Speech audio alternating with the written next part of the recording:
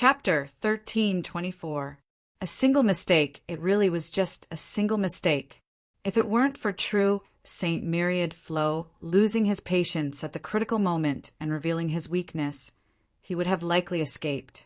The two choices were like the difference between the heavens and earth. Today he had the last laugh.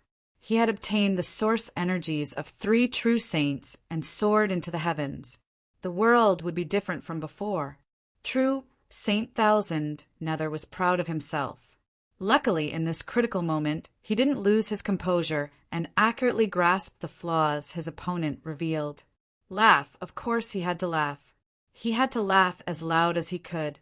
Laugh as brazenly as he could. Chien Nether, don't be so arrogant. Brother Myriad Flo might not be able to withstand it. But I, by Sue, am not dead yet. It is still unknown who will have the last laugh.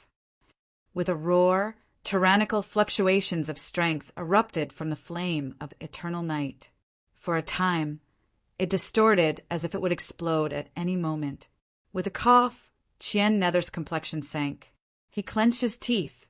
I didn't expect true Saint by Sue to be hiding his strength. Do you want to turn the tide today? How laughable! Bang! The flame of eternal night increased in size once again. The most intuitive feeling was that the ice sheet that had sealed the extreme North Sea region was expanding in size amidst the cracking sounds. Long Sheng was forced back again and again. He could feel the temperature in the air rapidly falling, and the light in his eyes became increasingly dim. At this time, the ice sheet suddenly expanded. It was clear that Saint Thousand Nether was putting forth his full strength to finish today's battle. In other words, he was fully confident he could kill true Saint by Sue and Chinyu. Otherwise, he wouldn't have done this. It was over. It was all over. Once Saint Thousand Nether swallowed their source energies, he would turn around and look for him. After all, he was the only living witness of today's events in the Scarlet Summit Strait. If he killed him, then he could completely cover up this matter. He could say whatever he wanted afterwards if it were him. He would definitely do the same. Thinking of this, Lord Longsheng's hopes turned to dust. A shivering thought rose up in his mind. Unless he ran away now, but if he couldn't find him, Chien Nether would surely vent his anger on the entire East Sea. At that time, countless lives would be lost and his country would be torn apart. Longsheng trembled. Reason told him to run away immediately. As long as he was alive, the East Sea would not be destroyed and there would still be a chance for revenge. But from the moment it was born, this had been its home. After becoming a sage, the Dragon Saint had many better choices, but it had chosen the East Sea without hesitation. His people were here, his bloodline was here, and there were countless members of the sea race who had attached themselves to him. How could he leave? He couldn't leave. Taking a deep breath, Longsheng took out a scale, branded it with his divine sense, and crushed it into powder. Longsheng took a deep breath. Chinyu is about to die. It's up to you whether or not you come to save him. As long as you come, you'll have to help me. Dragon didn't name before. To tell the truth, Longsheng didn't know how to explain it. After all, this matter was something that could be seen through, but not exposed. Given the yard master's temper, it was hard to say whether she would make a move on Chinyu or him first once they arrived at the East Sea. He was no match for the yard master.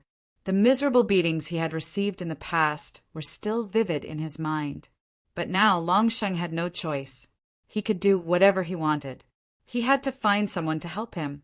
True sage, Bai Yu was putting his life on the line. He was really putting his life on the line as he fought against the flame of eternal night controlled by Chinyu. Brother Wan Lu, don't worry. As long as I, Bai Yu, am still alive, I will not let anything happen to you. Qin Yu's mouth twitched. He thought to himself, I need you in my current state. Save? Bai Zu was quite a funny person. And his brain, tsk. Maybe it was because the world of darkness was too dark. He needed more light to shine on and gain more intelligence.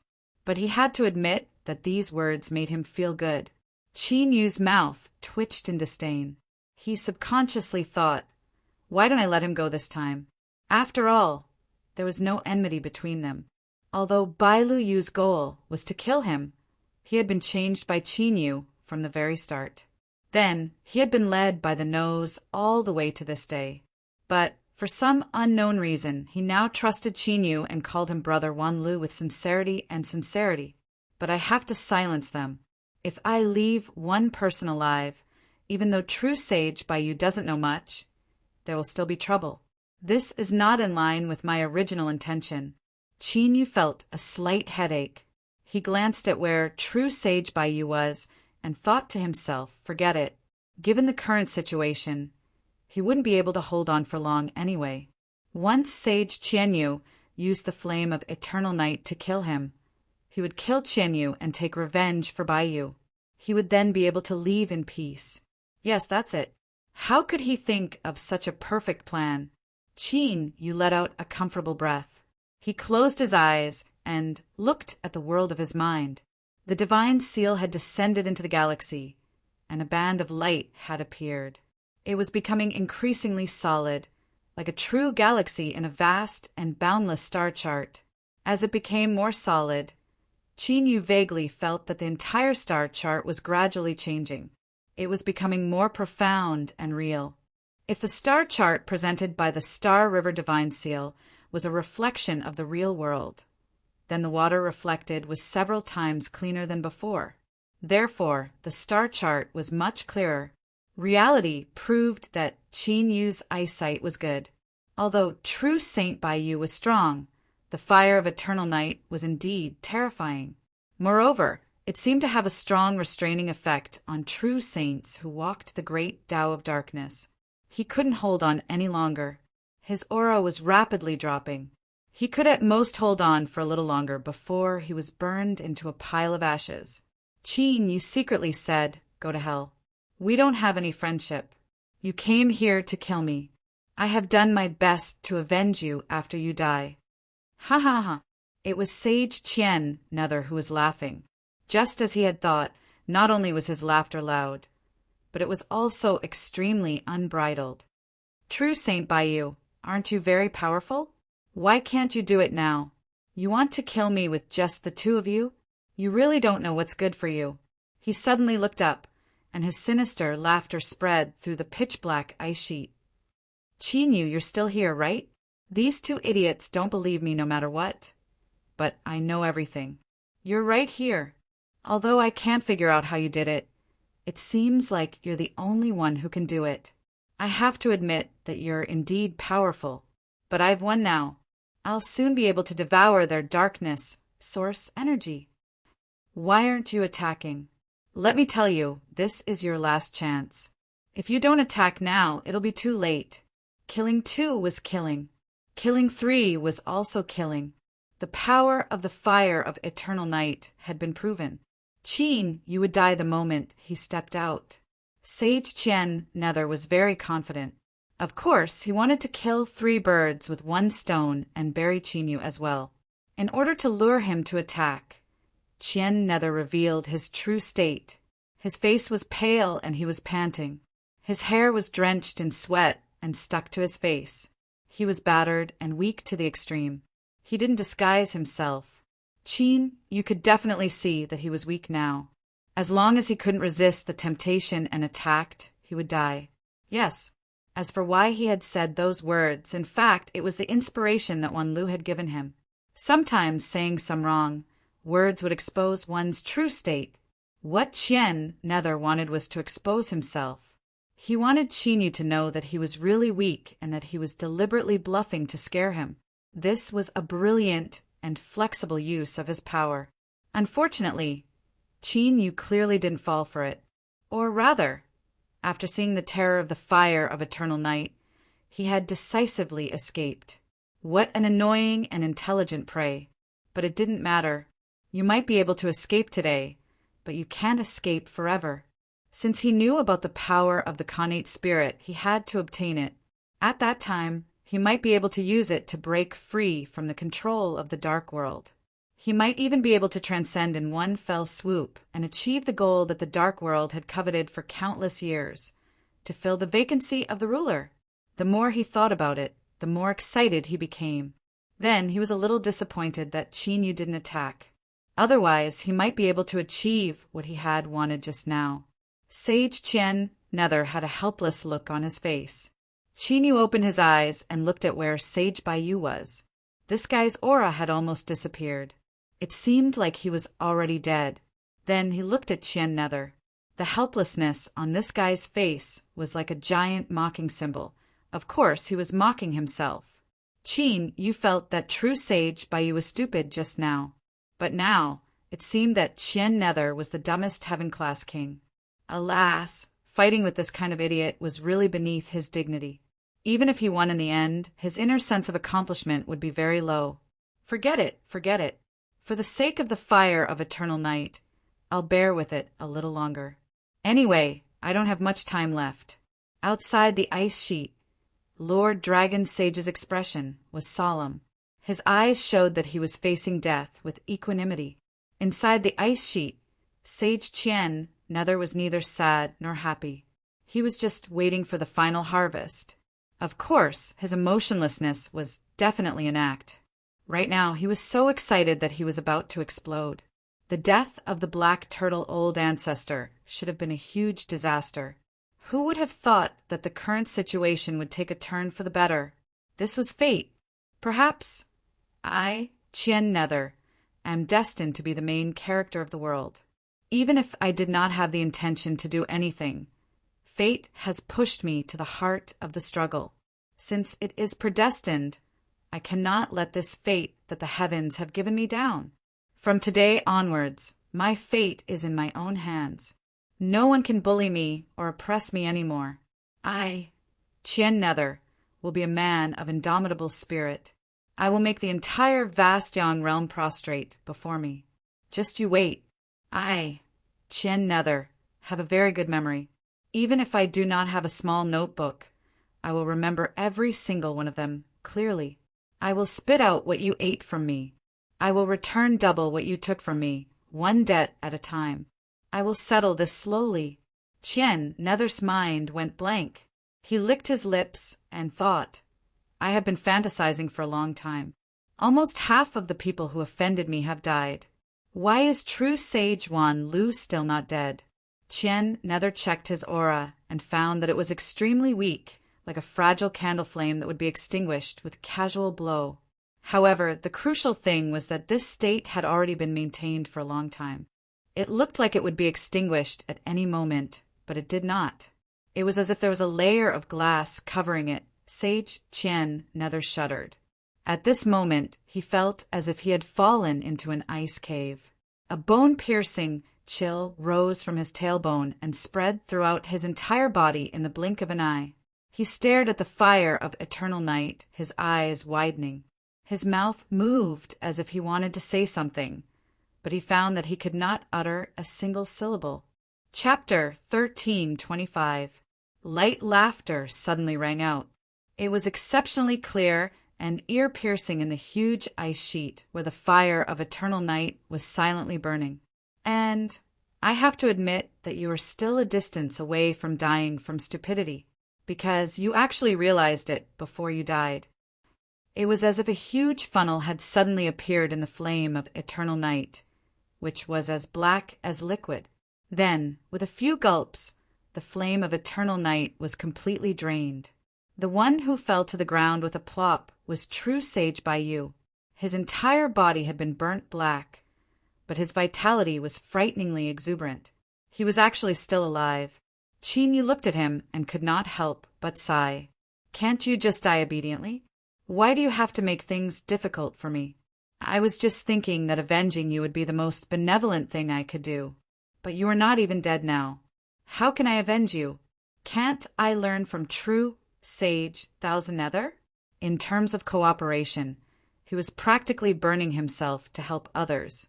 Let's not talk about stupidity. Let's not talk about sincerity. In any case, he was a good person. This was Qin Yu's final conclusion. Cough, cough, after all. Death is the most important thing. Sage Thousand Nether began to tremble, not only because of fear, but also because all of his energy had been used up. His great Tao had completely collapsed. His entire person had become an empty shell. It was impossible for him not to tremble. You. The three of them could not form a sentence. His heart was filled with regret. At the same time, he felt a little self-deprecating bitterness. So the one who had been deceived was him. So the trap of words was really a trap. Wan Lu must have guessed that he wanted to escape, so he deliberately set it up. But in the end, just like that, he obediently got up and jumped in, decisive, without the slightest bit of hesitation. As the saying went, the evils we bring upon ourselves are the hardest to bear. It was laughable that he had been thinking so much just now. Everything was empty. Ah! Sage Thousand Nether let out a low roar. He was like a lone wolf that had fallen into a crack in the ice.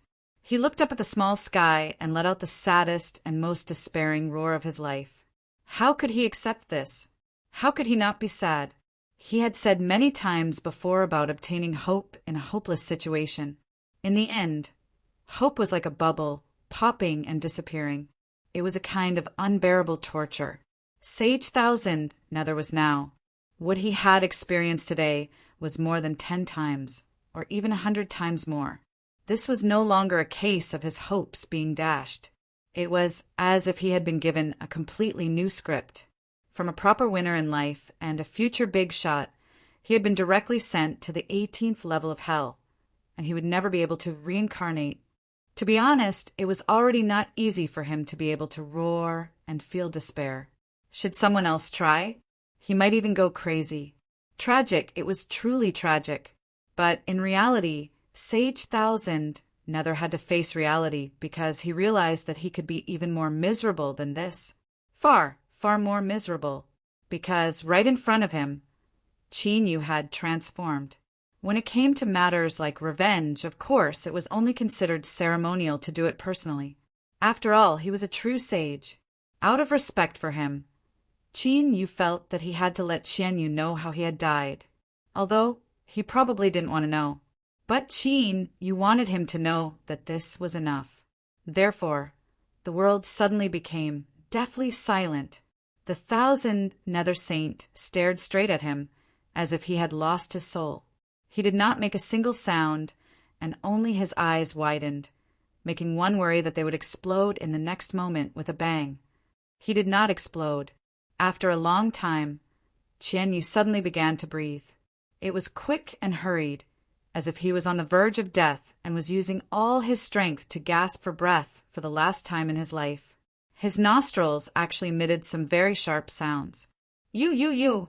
Yet another line of 3 could not form a sentence. Qin Yu smiled and nodded. That's right. Qian Yu have good eyesight. He cleared his throat and bowed slightly. Qin Yu of the Peach Garden greets, Sage Thousand Nether. Pooh, he spat out a mouthful of blood. Then, like a broken switch, he could not turn it off no matter how hard he tried. Sage Thousand Nether spat and spat, but he was unwilling to close his eyes no matter what.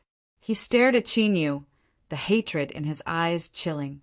Previously, he had thought about many things, but he could not figure it out.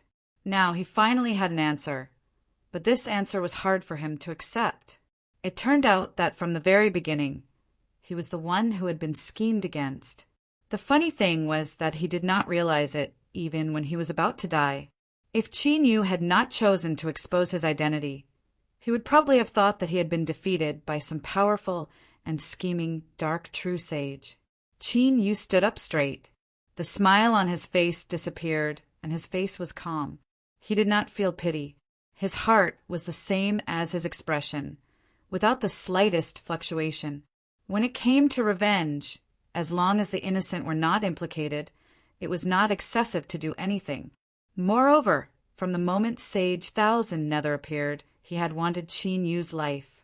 Including the time in the Scarlet Peak Strait, this was already the second time. He had wanted to kill Qin Yu twice, but in the end he had been killed. Was this pitiful? If Qin Yu had failed, he would not have fared any better than Thousand Nether. You will not die well. He almost said another 3 words, but at least he managed to say one sentence, even though it was not a good one. Qin Yu lightly said, "Perhaps one day in the future I will also die, but Sage Thousand Nether will not be able to see it. You can die now." Cluck! Cluck! Strange sounds came out from Sage Thousand Nether's throat. His neck twisted upwards in an abnormal manner, causing his bones to emit terrifying cracking sounds. He looked straight into the sky. It was obvious that he was suffering some sort of terrifying pain. But strangely, there was a smile on Sage Thousand Nether's face. That's right, he was smiling. Qin Yu was certain that he wasn't seeing things. His heart shrank, and an intense restlessness swelled up in his heart, as if something dreadful were about to occur. Damn it, he really couldn't be too complacent in his life. He shouldn't have spoken so much nonsense with him. But he hadn't even said 2 words to begin with. It was too late for regret. Qin Yu took a deep breath and lifted a hand. A tyrannical strength instantly erupted, shattering the dark ice and hurtling towards Thousand Nether. But at this time his breath caught in his throat. His chest seemed to be pressed down by a great mountain, forcefully interrupting his breathing. Bang! The northernmost region of the East Sea that had been completely frozen and turned into a massive black ice sheet seemed to withstand the force of 1,000 caddies. It was instantly crushed apart. Lord Dragon Sage spat out a mouthful of blood. This time he had truly been injured. There wasn't even the slightest bit of acting involved. With a look of horror on his face, he looked up and saw a giant eye appear in the skies. It was like an ancient heavenly demon had arrived, its pitch-black eyes like an abyss that could swallow all. Ice-cold, annihilating. Besides this, there was nothing else. "Eye of Eternal Night!" Dragon Sage screamed out loud. His originally pale face was now devoid of blood. Chapter 13:26. The world of darkness was like an inconspicuous shadow under the vast sun. It did not attract the attention of the world, and did not have a strong sense of existence. But there was a limit to this, to ordinary cultivators. The half-saints in the divine Tao circle who were trapped in the sea of bitterness might know a little, but most of them were unclear. Simply put, they knew that the world of darkness was not to be trifled with, but they did not know why it was not to be trifled with. The content that true saints knew was much more detailed. After all, with their status, even the rulers had to give them a certain amount of respect. For example, there were only true saints in the world of darkness. There was no half-saint of the bitter sea. Another example was that the number of true saints in the world of darkness was constantly changing. Another example was that in the world of darkness, there was an absolute expert that was above all true saints, known as the ruler. The ruler of the world of darkness was not the same concept as the ruler of the vast sun world, but without a doubt he possessed an extremely terrifying power. It was a very simple logic. If the world of darkness did not have a mouth that could bite, would the rulers of the vast sun world allow its existence? Don't be naive. And the Eye of Eternal Night was said to be the most powerful and mysterious object of the world of darkness that only the ruler of darkness could control. The rulers did not say much about the Eye of Eternal Night, but there was some information about it that was circulated. Previously, it was said that the world of darkness rarely interfered with the matters of the vast sun world. Only when it involved the transformation of darkness would there be several intense conflicts. There was one time when the Eye of Eternal Night descended upon the vast sun world. No one knew the specifics, but in that battle, 3 true saints died, and a ruler personally descended to settle the matter. This was a secret of the vast sun world. Even the true saints did not know about it. Long Sheng had coincidentally obtained it from an old fellow who had lived for a long time, after paying a price. That was why he was able to recognize the terrifying eye that appeared in the sky at first glance. His forehead was instantly covered with beads of sweat. The origin of the Eye of Eternal Night, if the rulers do not say, no one in the vast sun world knows. But there is no doubt that it is powerful. If you meet it in the future, run faster. These words were said by the old fellow who had told Long Sheng about it. He did not doubt it at all. At this moment his eyes widened, and he felt that it was difficult to breathe. Why did the eye of eternal night suddenly descend? Could it be that it had discovered everything that the 1,000 Nether Saint had done? But it didn't make sense.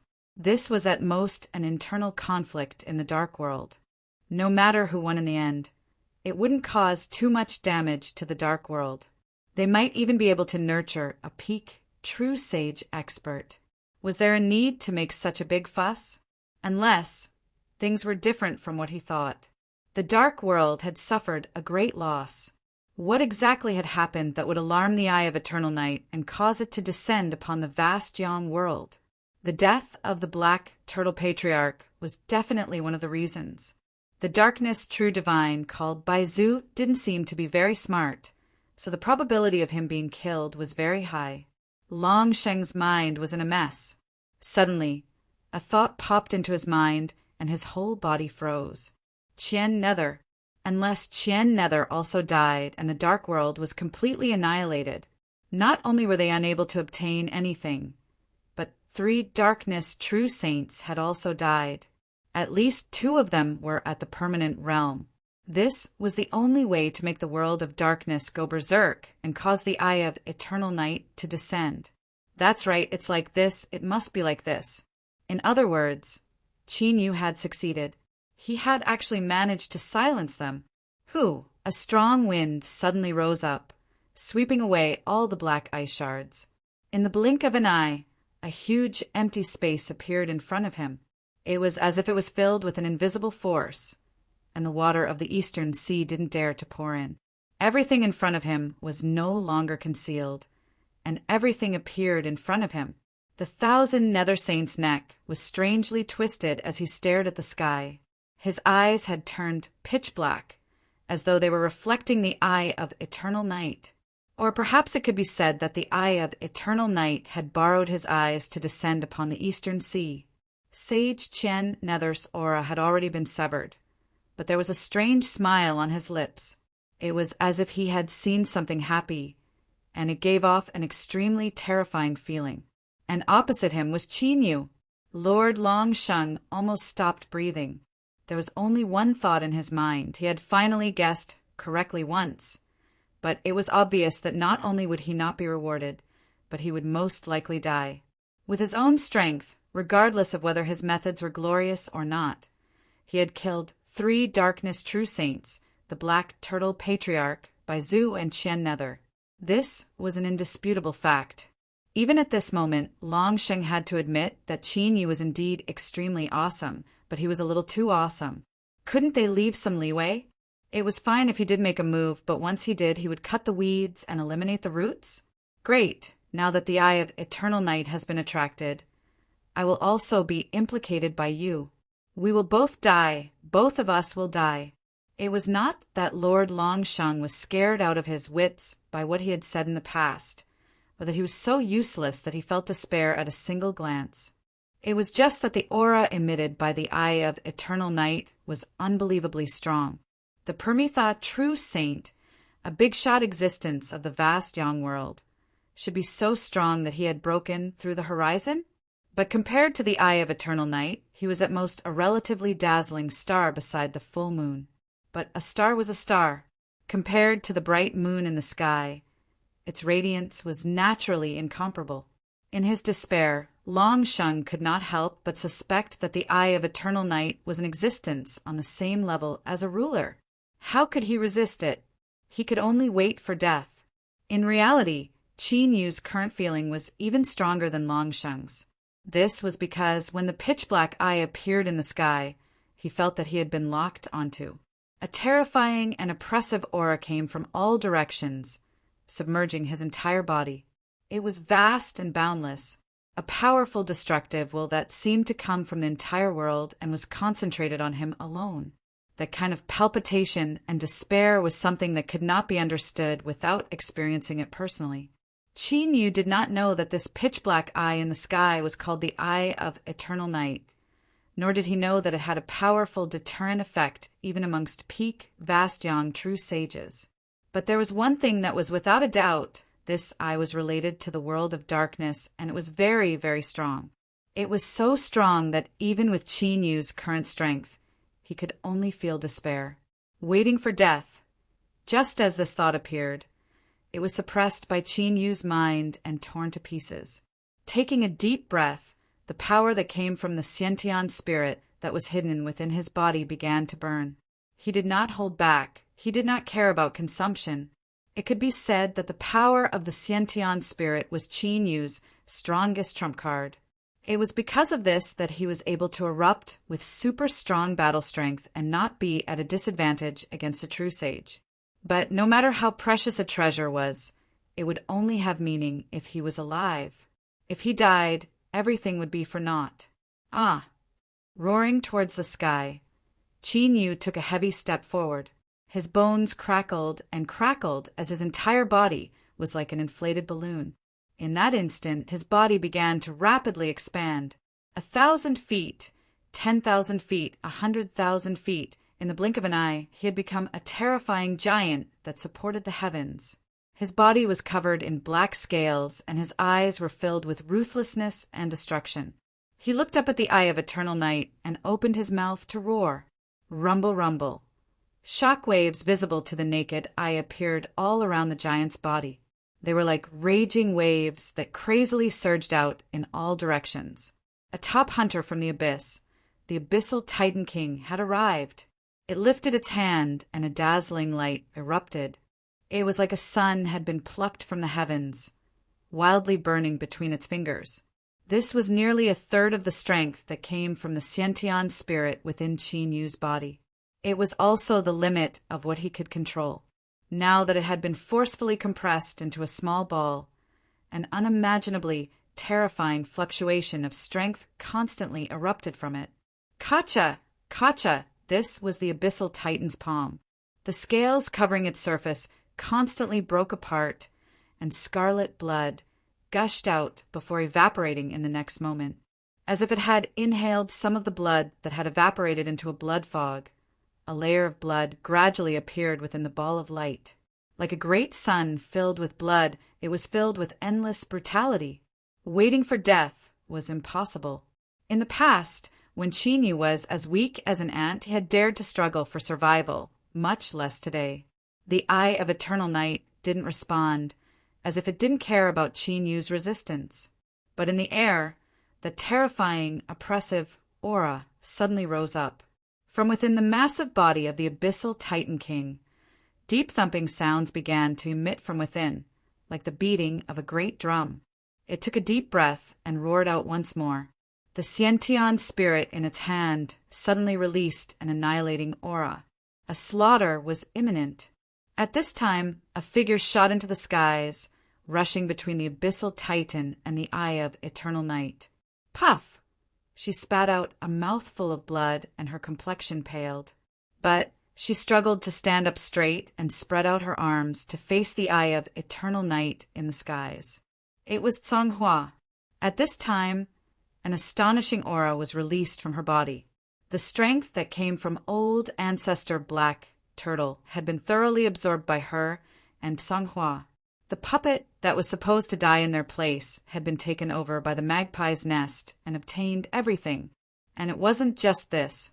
After Qian Yu died, a portion of the darkness source that dissipated was also absorbed because of the darkness transformation ritual.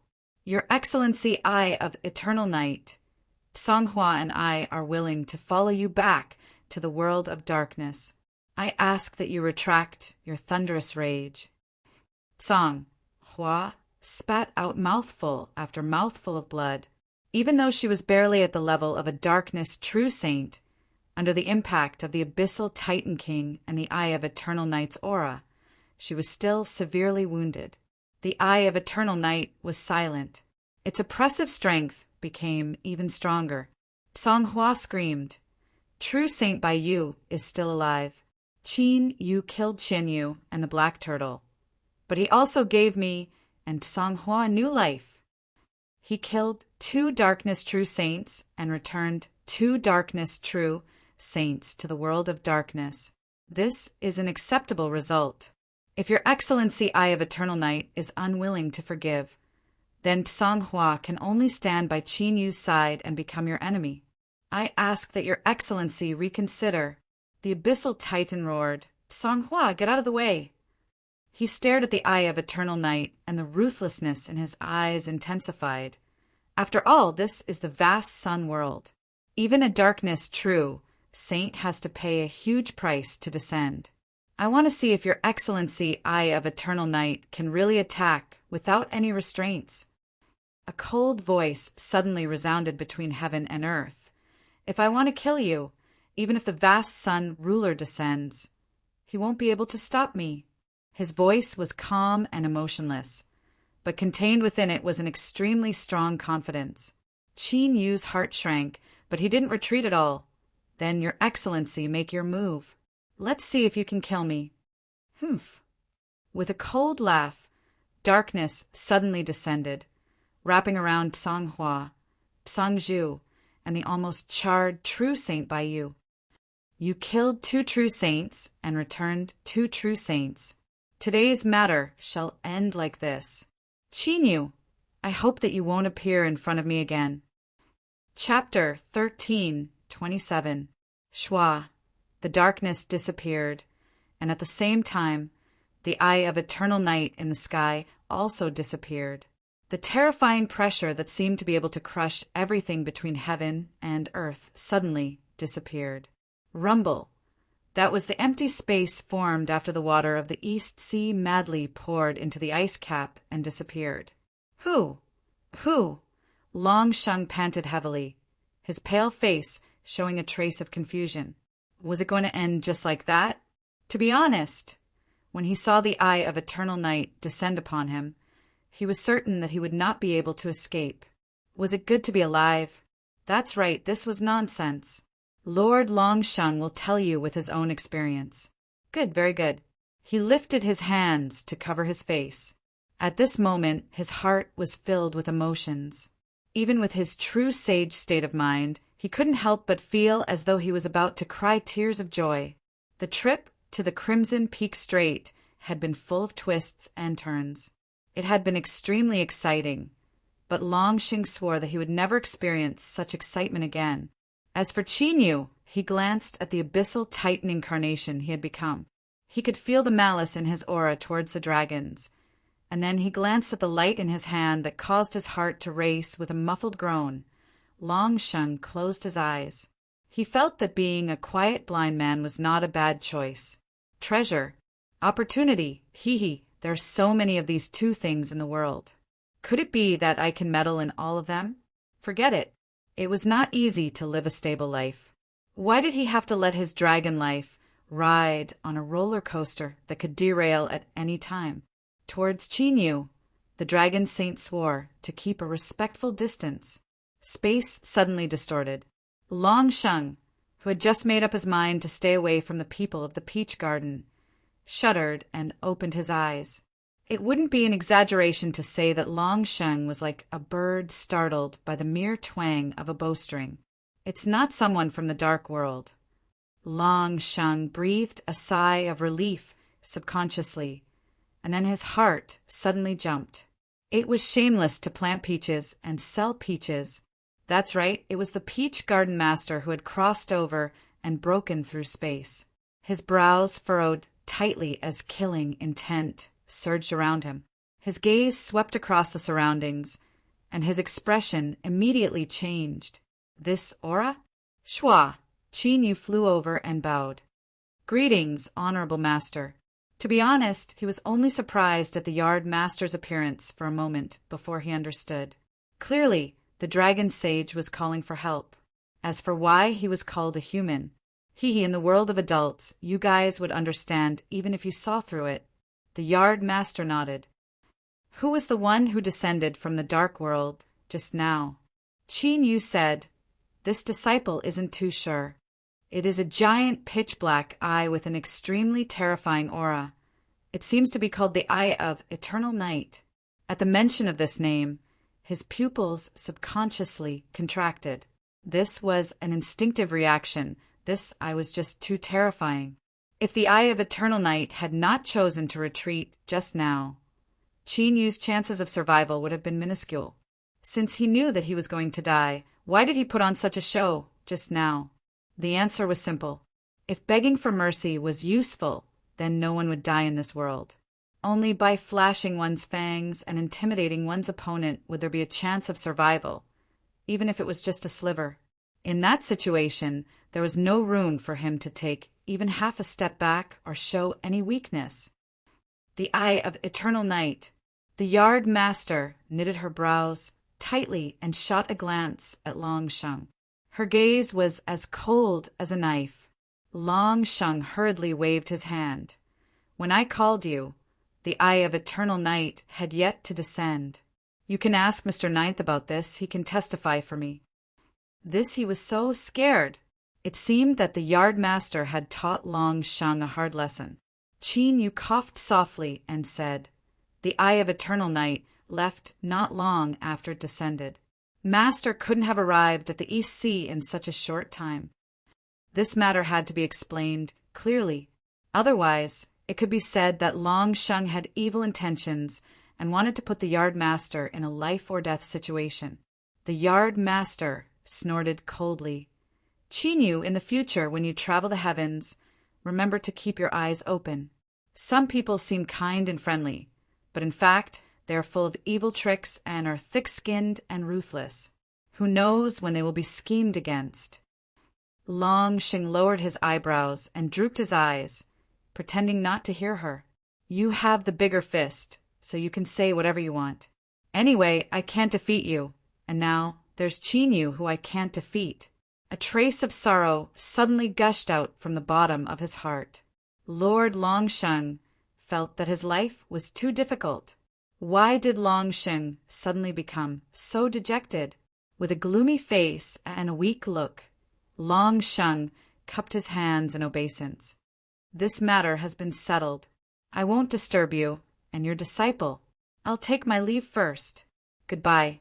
He turned around, his back looking bleak. "Wait," Long Sheng sneered. "I haven't asked you to leave yet. Qin Yu, tell me about your trip to the East Sea." Glancing at Long Sheng's suddenly stiff face, Qin Yu thought for a while and roughly guessed the yard master's meaning. He thought to himself, "This wasn't my idea. My condolences, Lord Long Sheng." As for concealing the truth or covering up for Long Sheng, it was impossible. He would be considered a man of integrity if he didn't kick Long Sheng when he was down. Immediately, Qin Yu roughly told the yard master what had happened. Except for the part about the stone tower, he basically didn't hide anything. The yard master glanced at Long Sheng, her eyes as cold as a knife. Her face was expressionless. "In other words, I have to thank Lord Long Sheng for helping me regardless of the danger?" Long Sheng squeezed out a smile. "The East Sea and the Peach Garden have always been close. I can't just stand by and watch. Moreover, this matter involves the Scarlet Peak Strait. Strictly speaking, Miss Ninth has also helped me. I really don't deserve my thanks." The yard master said, "What Long Sheng said makes sense. In other words, Qin Yu has helped Lord Long Sheng a little, right? Why did the topic suddenly change to this? Didn't you say you wanted to thank me?" Lord Long Sheng was a little confused. He always felt that something was wrong, but he was the one who said it. Was he going to swallow it? Even if he could be thick-skinned, would the yard master agree? His smiling face stiffened. Long Sheng stammered, "This, of course, what the yard master said is right. Miss Ninth eradicated the Scarlet Peak Strait. Of course, she helped me. Good." The yard master suddenly clapped her hands, which scared Long Sheng so much that he trembled. "I knew it. The dignified East Sea Dragon Saint wouldn't talk nonsense. After all, in this world, everyone needs to be responsible for their own words." He suddenly changed the topic and revealed a smile. "Then, Lord Long Sheng, what are you going to give me as a reward for thanking Qin Yu? It's natural to get a reward for helping others. If everyone who does good ends up with nothing, who would be willing to help others in the future?" Long Sheng understood that the yard owner was still angry and had made up her mind to extort him. Could he refuse? Of course he could. The choice was in his hands, but it was obvious that the yard master wouldn't let it go if he refused. With Long Sheng's understanding of the yard master, he knew what would happen next even if he thought with his knees. Taking a deep breath, Long Sheng looked enlightened. The yard mistress is right. I have indeed been negligent. We must properly guide the younger generation of cultivators. Only then will we be able to make this world a better place. His gaze fell on Qinyu. His eyes fell on Qinyu and pondered for a moment. Not long ago I happened to get, before he could finish, the yard master interrupted him. Qinyu, hurry up and thank Lord Longsheng. With Longsheng's status, he will definitely satisfy you since he has spoken. Longsheng roared in his heart. You bastard who planted peaches and sold peaches, don't go too far! But that was all. If he were to say it out loud, he absolutely wouldn't dare. The yard master could be unreasonable even if she was unreasonable. What would happen if she was reasonable? After all, the reason for today's extortion was that Longsheng was in the wrong. He had done something he shouldn't have done, so the yard master took advantage of him. Qinyu coughed lightly. How can I do that? If Lord Longsheng is unwilling, I'll make you the villain, master. Longsheng hurriedly waved his hand with an anxious look. No. I'm very willing. Just say it, Miss Ninth. Isn't it just extortion? Our East Sea is the wealthiest in the world. The treasures in the Dragon Palace are piled up like mountains. I'll just treat it as spending money to avert disaster. It doesn't hurt. It really doesn't hurt at all. With a smile on his face, Lord Longsheng clenched his fists in his sleeves. Sharp claws emerged from his fingertips and rubbed against the scales on his skin, sending sparks everywhere. More importantly, his movements were perfectly concealed. Not a single sound could be heard. This power was not something that could be cultivated in a day or two. Let's go to the Dragon Palace. Longsheng expressed his willingness to open the Dragon Palace's treasury for Qinyu to choose from. The main reason why he was so generous and made such a promise was that he had figured out the yard master's intention after getting angry. This extortion was a tacit equivalent exchange. As long as Qinyu was satisfied, the previous matter would be written off. Otherwise, some things could still be revealed even if they were seen through. At that time, everyone's faces would turn ugly. The dragon girl was very anxious. She was waiting in the Dragon Palace. The terrifying energy fluctuations from the Scarlet Peak tsunami could be felt by the entire East Sea. She guessed that it must be related to Qinyu. She hurried to find her father, but found that Longsheng was also missing. Her vision immediately turned black. The black turtle old ancestor was not easy to deal with. If something happened to her father, fortunately, that situation didn't happen. Lord Longsheng returned with Qinyu by his side. Moreover, there was an additional guest. With a happy expression, the dragon girl hurriedly bowed. Greetings, yard master. The yard master nodded and said, Peach Girl has been in a bad mood recently. Since you are her friend, you should visit her if you have a chance. The dragon girl respectfully said, Yes, I miss Sister Peach Girl very much. I was just worried that I would disturb her rest, so I didn't dare to visit her. Since I have your permission, I will make some preparations and set off for the peach garden in a few days. With that, she glanced at Longsheng and Qinyu and said, cleverly, The dragon girl still has some trivial matters to attend to. I won't disturb Father, the peach garden, and Miss Ninth. I will take my leave first. A trace of admiration flashed in the yard master's eyes. The dragon girl was very smart and had a good aptitude. In terms of bloodline, she was comparable to Bai Feng. Well, let's get down to business first, and not think about this for the time being. He turned around and said, Longsheng, hurry up. Hurry to reincarnate. Of course, you won't feel bad, since it's not your family's treasure house. I hope that little bastard Qin you won't be too thick-skinned. Otherwise, if he's too ruthless, I will fall out with him. Gritting his teeth, Longsheng gestured with his hand. "Yard master, Miss Ninth, please come with me." Even if he hid, he would still be hit. What would come, and he could not avoid it no matter what. Chapter 13:28. Although Qin Yu didn't know much about the Sage Dao Circle, he had heard more than once about the wealth of the East Sea Dragon Palace. It was said that the East Sea Dragon Palace was one of the richest clans in the Sage Dao Circle. Qin Yu was in a trance for a moment when the Dragon Sage opened the treasury. He suddenly felt that the descriptions he had heard before were too weak. What did it mean to be dazzled by dazzling jewels? What did it mean to be piled up into a mountain of rare treasures? He had seen it. He had really seen it. Fortunately, he was in a different realm now. He was shocked for a moment, but he soon calmed down and didn't embarrass himself. The yard master looked at Qin Yu and waved her hand indifferently. "Go and choose well.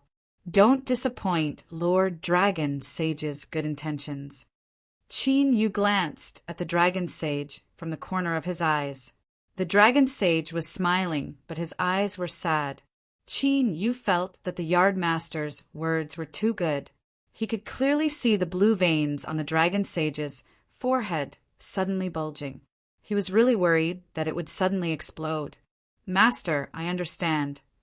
Qin Yu cupped his hands and bowed.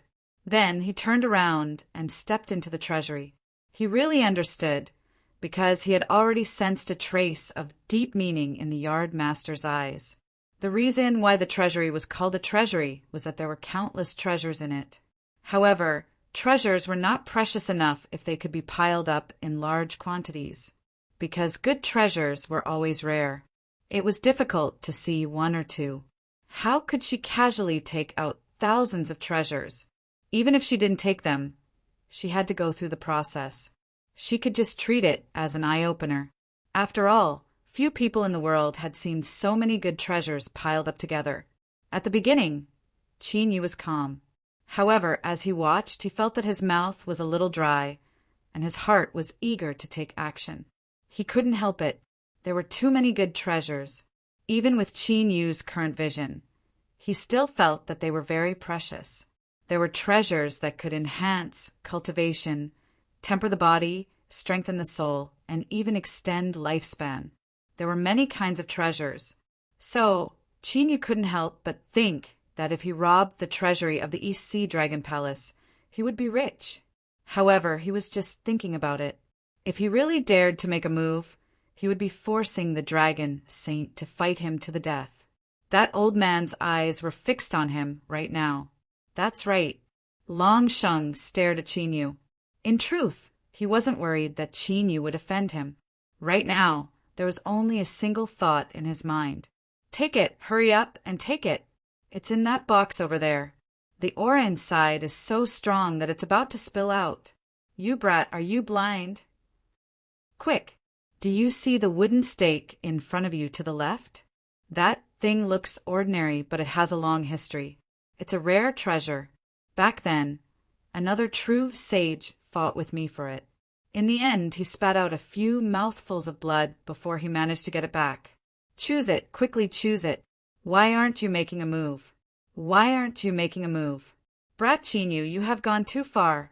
Don't say that my dignified East Sea Treasury has so many treasures, but you don't even care for a single one of them. Hurry up." It was extremely urgent and urgent. Since it was this knife, either way, the sooner Qin Yu chose it, the sooner he could feel at ease. Otherwise, the Dragon Saint would feel too uneasy if he was left hanging in the air.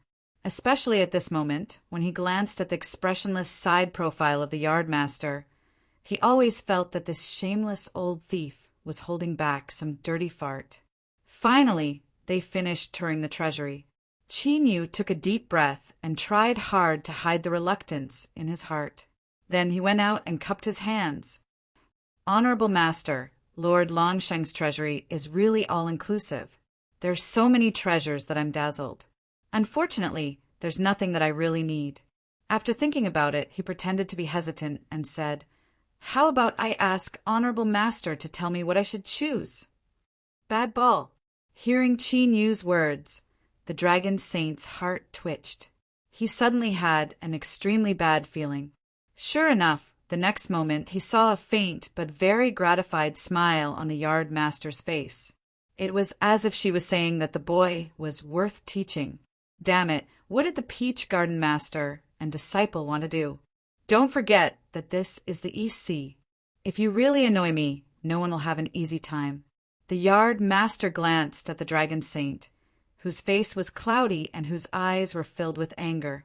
She smiled and said lightly, "Qin Yu's current strength is no less than yours and mine. If not for the fact that we are master and disciple, I wouldn't have said much. But since he has spoken, as his honorable master, I naturally have to do my best."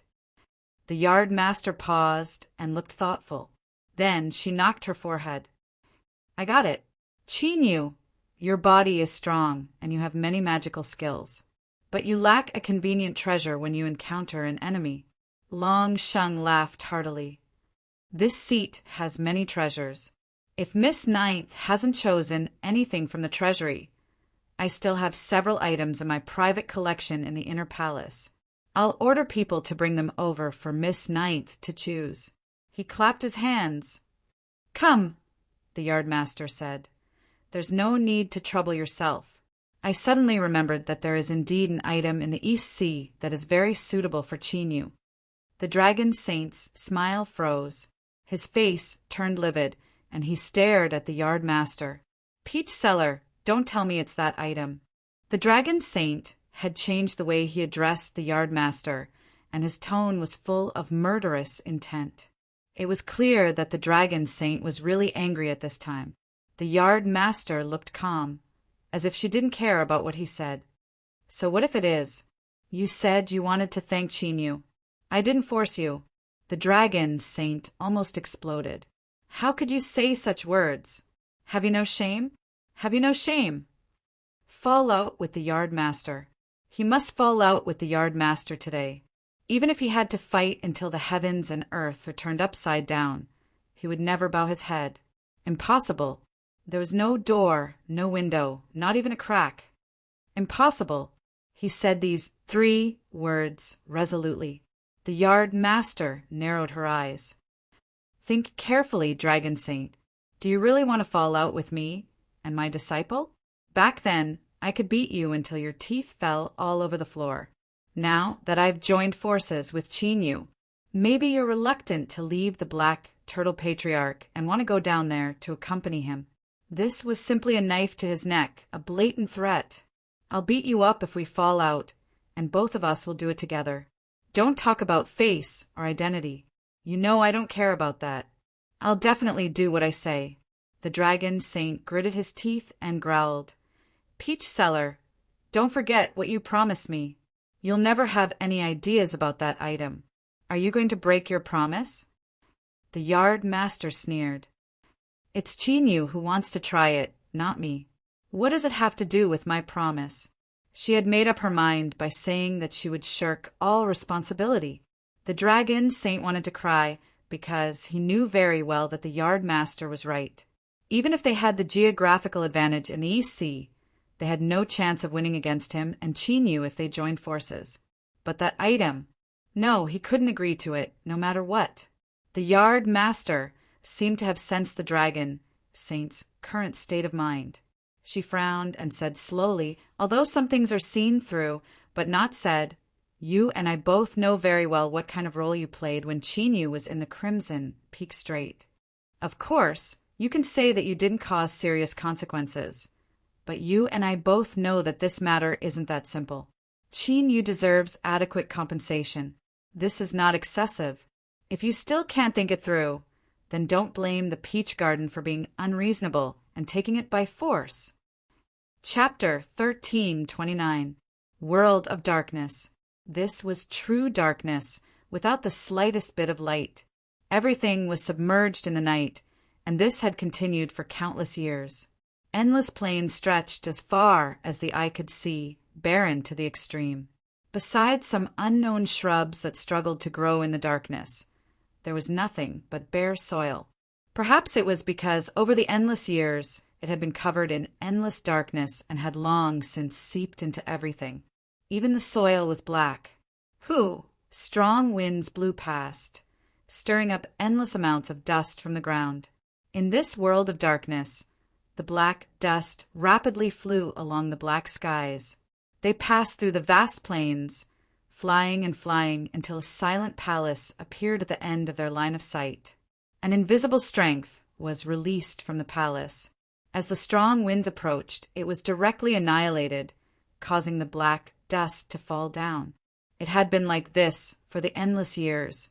Thus, even though the amount of dust that was swept up by the strong winds was limited, after years of accumulation, it still formed a massive ring-shaped mountain of black earth. It was like a high wall, sealing the palace within. With each passing day, it grew taller and taller, like a cage that could never be escaped. The palace was spotless both inside and out. It was the same as this world, pure black, as if it were carved from the purest black crystal. A low and deep voice echoed out from the hall. As it struck the ring-shaped mountain, it was completely covered up, not a single sound leaking out. Eye of eternal night, why haven't you done anything? The icy voice didn't waver at all, because Qin Yu is right. Forcefully descending into the vast young world has already consumed a great deal of energy. If you insist on killing him, you will have to pay a heavy price. This reason is not enough, but it is enough for me. If you are dissatisfied, you can appeal to the great desolation. I will accept all consequences. The icy voice vanished. The hall fell silent. After an unknown period of time, the deep voice echoed out once more. Think of a way to investigate Qin Yu. There must be a problem with him. Yes, Your Excellency. A third voice sounded out, but from beginning to end, there was no one to be seen in the hall. Who? Strong winds continued to blow above the plains, sweeping up layers of black earth. After crossing a long distance, they sprinkled it outside the palace, causing the ring-shaped mountain of black earth to grow taller and taller, as if it would never end. Long Sheng's complexion was so gloomy that it looked like it was about to rain. In truth, Qin Yu couldn't bear to look at him like this. Think about it, the dignified master of East Ocean, a true divine who was at the peak of the Haoyang cultivation system, was now like a bullied wife. His heart was filled with grievances, and he wanted to resist, but he had no choice but to lower his head in the face of reality. The struggle, helplessness, annoyance, pain, and sadness were mixed together in an extremely complicated manner, and it was simply moving to the point that anyone who saw it would be moved. Ahem, if he thought about it carefully, wasn't what the yard owner was asking him to do a little too much of a bully? The yard master's calm voice rang in his mind. Why? Do you think I've gone overboard? Qin Yu didn't deny it. After thinking for a moment, he said, Actually, I also tricked the dragon sage before. Although he wasn't honest, he wasn't too bad. At the very least, before the eye of eternal night descended, when the dragon sage felt that something was wrong, he didn't run away and abandon the eastern sea. This shows his character. The yard master said, You're right. The dragon saint didn't run away, but this has nothing to do with his character. He just couldn't bear to do it. Qin Yu. He felt that he might have misunderstood something. The yard master confirmed his thoughts. It's exactly what you're thinking. After a pause, she said in a calm tone, Of course, I did make a promise that I wouldn't touch that thing. If you can't bear to do it and are willing to be a good person, you can give up. It's up to you. Qin Yu took a deep breath and said solemnly, Lord Dragon Sage, I think you should agree to it. My master's temper isn't very good. If there's really a conflict, I can only say that I've offended you out of respect for my master. It was such a simple matter, and the yard master had already explained it clearly. The reason why the dragon sage had risked his life and was unwilling to escape the eastern sea was because of that thing, ignoring everything else. Just this point alone was enough to show how precious that thing was. So, was there even a need to consider whether he could bear to do it or not? Moreover, the Lord Dragon Sage was a dignified, true saint of the Nirvana realm. His mental fortitude must be extremely good. A little oppression or something like that would definitely not be a problem for him. A mouthful of blood rushed to Dragon Sage's throat. Although Qin Yu looked calm just now, he could clearly see the subtle emotional changes between his eyebrows. He was secretly delighted that things might turn for the better, but in the blink of an eye he had turned his back on him. Bastard who planted peaches and sold peaches. If he said that this matter had nothing to do with him, the Lord Dragon Sage would have diarrhea. A smile appeared in the yardmaster's eyes. She was even more satisfied with Qin Yu. At least the speed at which he adjusted his attitude could give her a high score. Moreover, although Qin Yu didn't talk much, he was ruthless enough. Although the Dragon Sage's face was still gloomy, the yardmaster noticed his hesitation. It was time to give him the final blow. The yardmaster suddenly said to him, "Dragon Sage, I think no one in this world knows better than you how difficult it is to deal with that thing in the Eastern Sea. So, at most, I've given Qin Yu a chance to try, but the possibility of success is very small. What are you afraid of? Or do you think that all your efforts over the years can't compare with Qin Yu's one attempt?" A struggle flashed in the Dragon Sage's eyes. He glanced at the yardmaster, took a deep breath, and gritted his teeth. "Fine, I can agree, but only this time.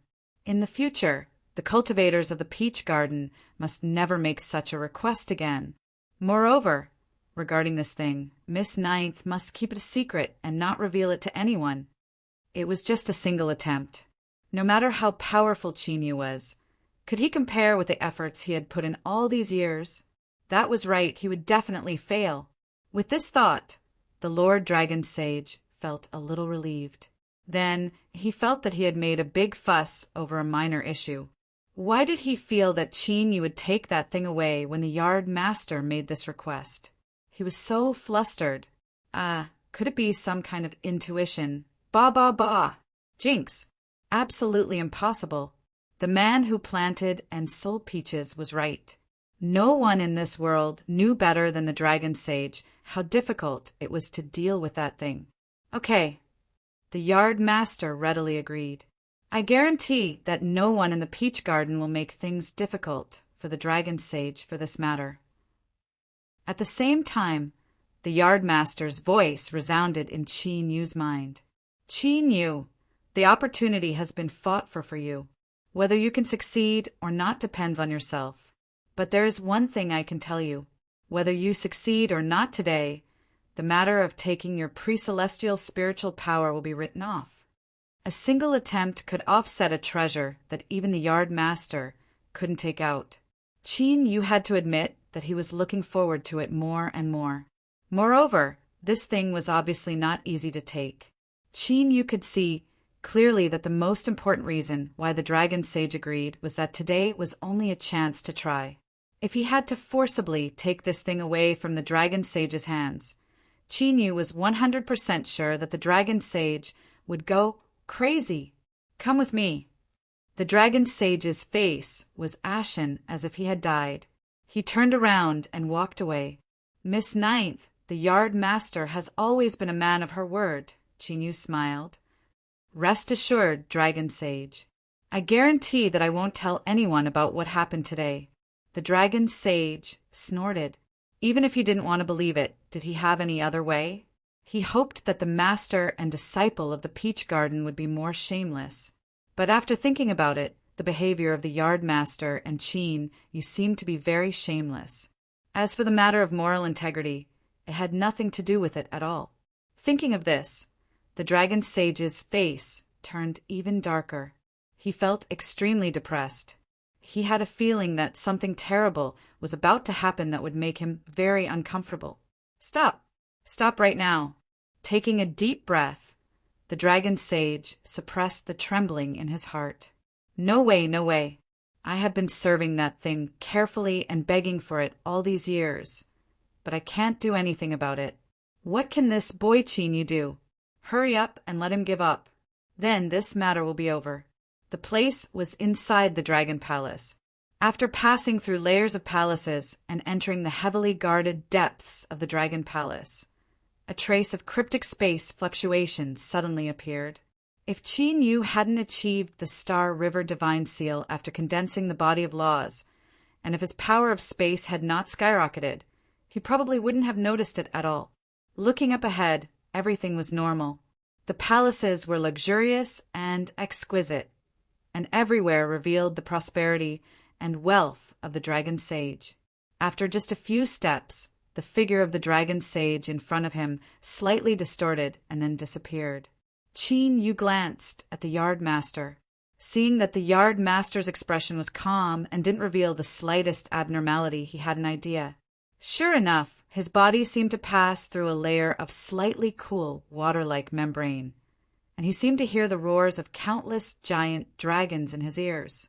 The scene in front of him distorted slightly. When his vision recovered, Qin Yu found that they had entered a deep-sea mountain range. The power of space, hiding the entire mountain range in the Dragon Palace, was a huge project. Even for a true saint, it wasn't a simple matter. Moreover, there was also that water-like membrane just now. Qin Yu could feel the terrifying power contained within it. If he was judged to be an intruder, he would probably be in deep trouble. But it didn't matter. The yard master had taken the lead to shamelessly fight, and the Dragon Sage had already bowed his head. Of course, Qin Yu understood that the reason he could get the chance to try today was all because of the existence of the yard master. Try with someone else? Even if they were both true saints, the possibility of Lord Dragon Sage bowing his head was very small. Presumably, the yard master had hammered the Dragon Sage in the past, leaving a psychological shadow in his heart. Thus, she possessed a strong deterrent. It was precisely because of this that the yard master had previously transmitted a message to him, saying that regardless of whether he succeeded or not, he and Qin Yu were even. It wasn't that he was shameless. He really wasn't. The yard master really couldn't do such a thing to his own disciple. It was just that he had already returned the favor. Collecting his thoughts, Qin Yu's eyes fell on the mountain range in the sea in front of him. Countless boulders were scattered in the ground, half buried in the ground. The surface of the boulders was covered with moss, as well as some small seabed creatures that had settled down here. This state had obviously been maintained for a long time and hadn't changed at all. His eyes continued forward. The central part of the mountain range was clearly missing, forming an eye-catching depression. It looked like it had been forcefully smashed out by some heavy object from the sky. Qin Yu's eyes flashed. Could it be that the thing that the yard master and the Dragon Sage mentioned was here? At the forefront, Lord Dragon Sage stopped and glanced at the mountain range in front of him.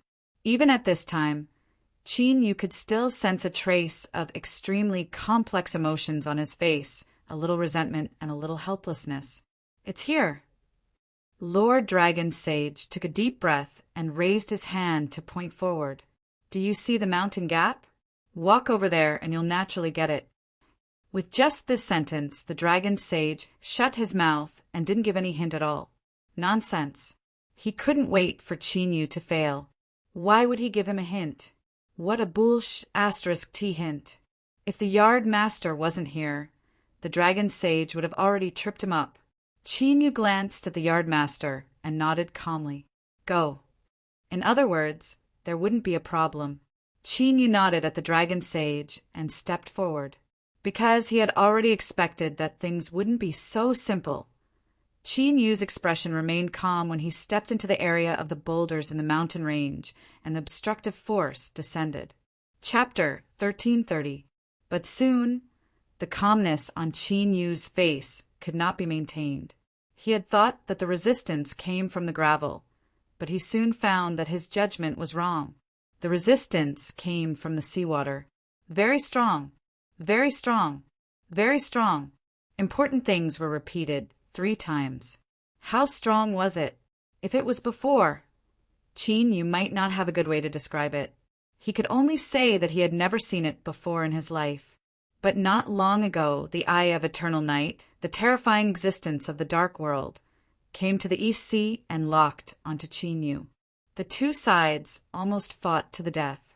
But now, feeling the resistance in the seawater. Qin Yu actually had a similar feeling to facing the eye of eternal night. Compared to the eye of eternal night's ruthless killing intent, the resistance in front of him was much milder. It only prevented people from getting closer. But now, the more Qin Yu felt, the more frightened he was, and the hairs on his back stood up. The power contained in the seawater was sleeping. Or, to be more precise, it was not serious at all. It was impossible to force his way through.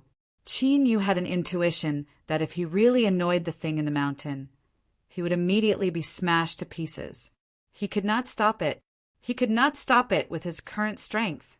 What on earth was hidden in this mountain? No wonder the dragon sage would rather take such a big risk than run away. No wonder the yardmaster was willing to disregard her reputation to get this opportunity. I have seen that creature in the mountain once before. It is incomparably rare and wondrous. Qin Yu, what you can do now is display your own strength and release your strongest attribute in order to move that creature in the mountain and obtain its approval. The yardmaster's voice was very calm in his mind. Believe me, if you can really get the thing in the mountain, just this alone will increase your chances of breaking through to the position of dominator by at least 20%. Increase by 20%. It sounded insignificant, but it involved breaking through to the position of dominator. The profound meaning was enough to stir one's soul, enough to make one disregard everything. Qin Yu's eyes burst with light, showing the power to turn around to gain its approval. In other words, the dragon sage, a dignified true saint, had not been able to do it all these years. The thing in the mountain had such high standards that even a true saint would not be able to enter its eyes. Could he? A trace of hesitation appeared in his mind. After a few breaths, Qin Yu took a deep breath, and his eyes revealed a determined look. The opportunity was right in front of him, and the outcome would be left to time to verify. Thinking about it now would only waste his energy and would be of no use. Qin Yu took a deep breath and closed his eyes. Suddenly, crackling sounds came from within his body. Faint lines appeared on the surface of his skin, finally turning into a faint layer of fluorescent light. At this moment, his entire body gave off an almost translucent, jade-like feeling. Body of rules. A tremor spread out from beneath his feet. Qin Yu could clearly feel someone scrutinizing him. It was like someone had inadvertently opened a slit in their sleepy eyes and was looking at him with surprise. But that was all. The sense of scrutiny quickly disappeared, and so did the power contained in the seawater. Surprise flashed in his eyes. Was it over just like that? No, it couldn't be that simple. He licked his lips and stepped forwards. Behind him, a tinge of emotion flashed across the yardmaster's eyes. As expected, he had a body of rules. What an enviable little fellow. A cultivator who walked the true God path and cultivated a body of laws. This was a perfect match.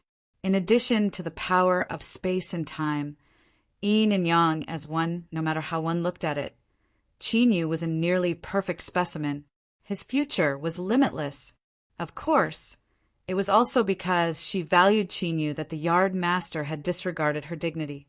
She had forced the dragon sage to bow his head. Body of rules. The dragon sage's heart trembled. Seeing Qin Yu continue to move forward easily, he recalled how strenuous it had been for him to take his first step.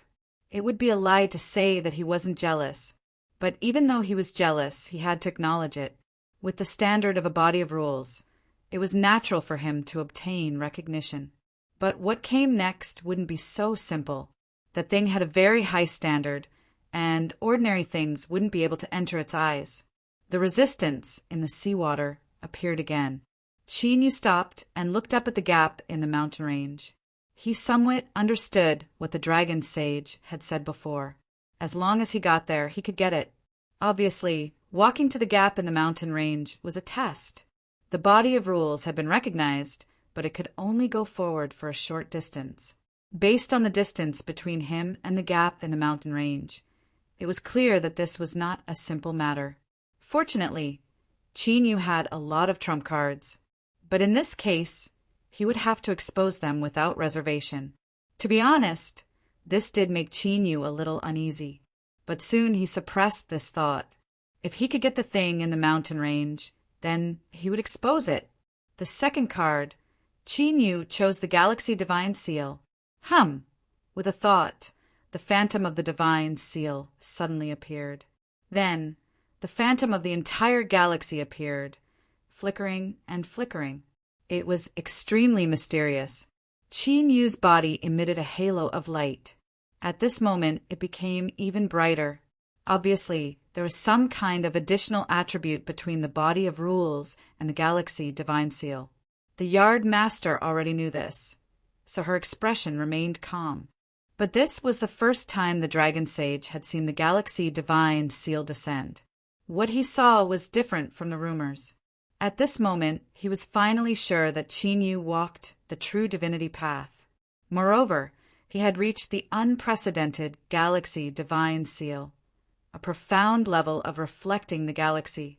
No wonder this boy Chin-Yu's strength had risen so quickly. With the Galaxy Divine Seal, Chin-Yu had the qualifications to continue forward. But this was only the second step. There were still many difficulties ahead. I'm not worried. I'm not worried at all.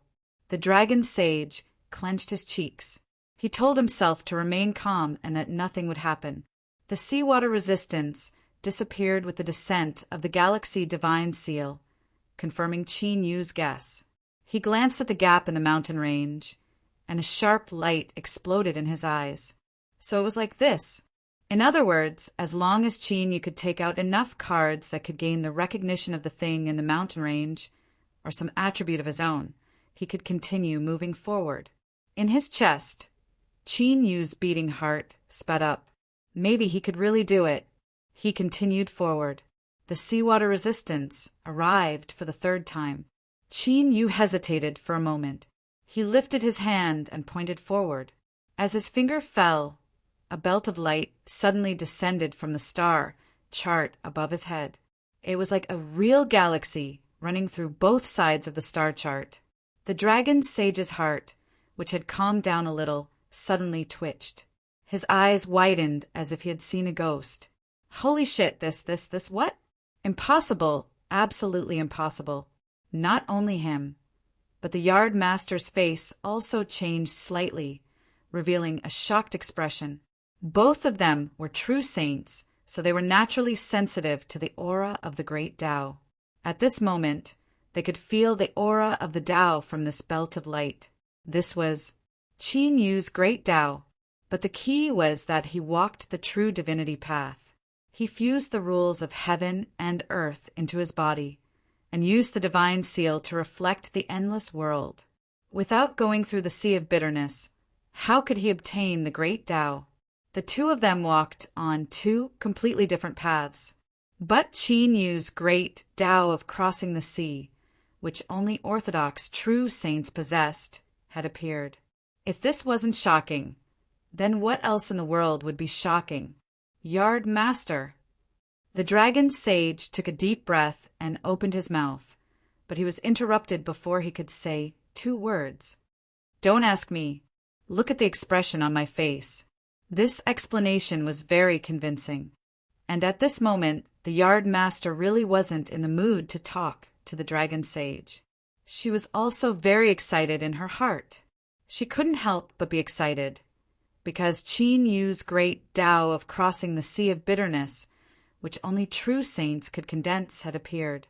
It was a miracle that someone was born in an impossible place, and miracles often meant destiny. The vacancy of the ruler had existed for a long time.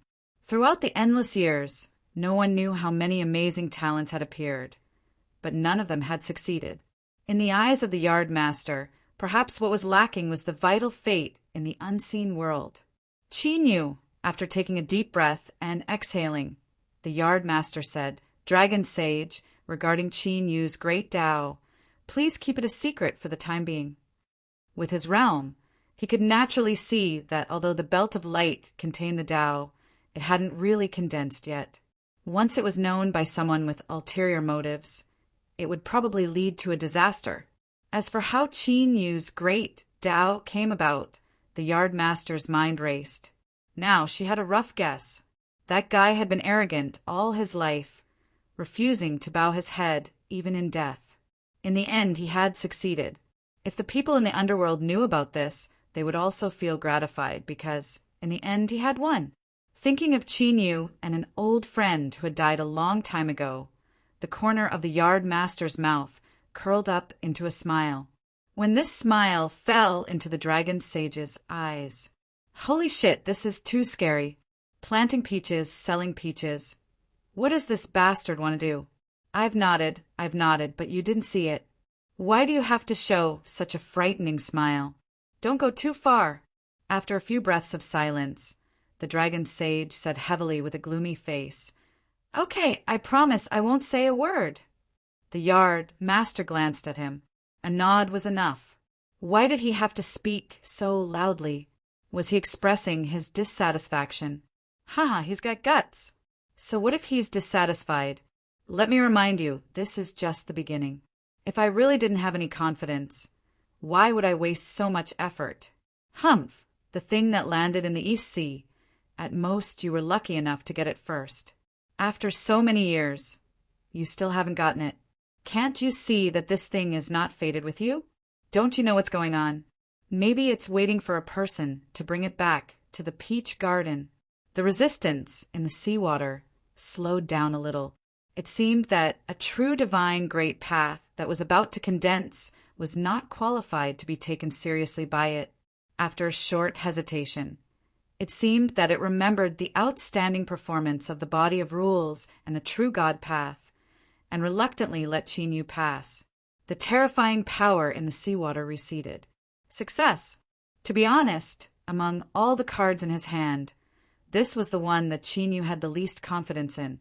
The dragon sage was a genuine, true, divine big shot, but even he didn't get the recognition of the creature in the mountain. One could imagine how effective his half-finished great path would be. This was a pleasant surprise. He hoped that this was a good omen, which meant that today would have a perfect ending. Continue forward. 3 steps. The dragon sage stared at Qin Yu's back. All kinds of emotions were rolling in his eyes. Back then, how much time did he spend to take the 3rd step? It was too long ago, and he couldn't remember clearly now. He really couldn't remember clearly, and he wasn't lying. But why did his mouth feel so sour? Was the gap between a human and a dragon really that big? And if he were to compare their ages, the dragon sage really wanted to close his eyes and interrogate his soul. All these years of a dragon's life, had he been living like a dog? Chapter 1331. For the 4th card, Qin Yu chose the power of the pre-celestial spirit. The result was obvious. When the power in his body began to burn, the resistance of the seawater disappeared without a trace. This was different from the incomplete Great Tao.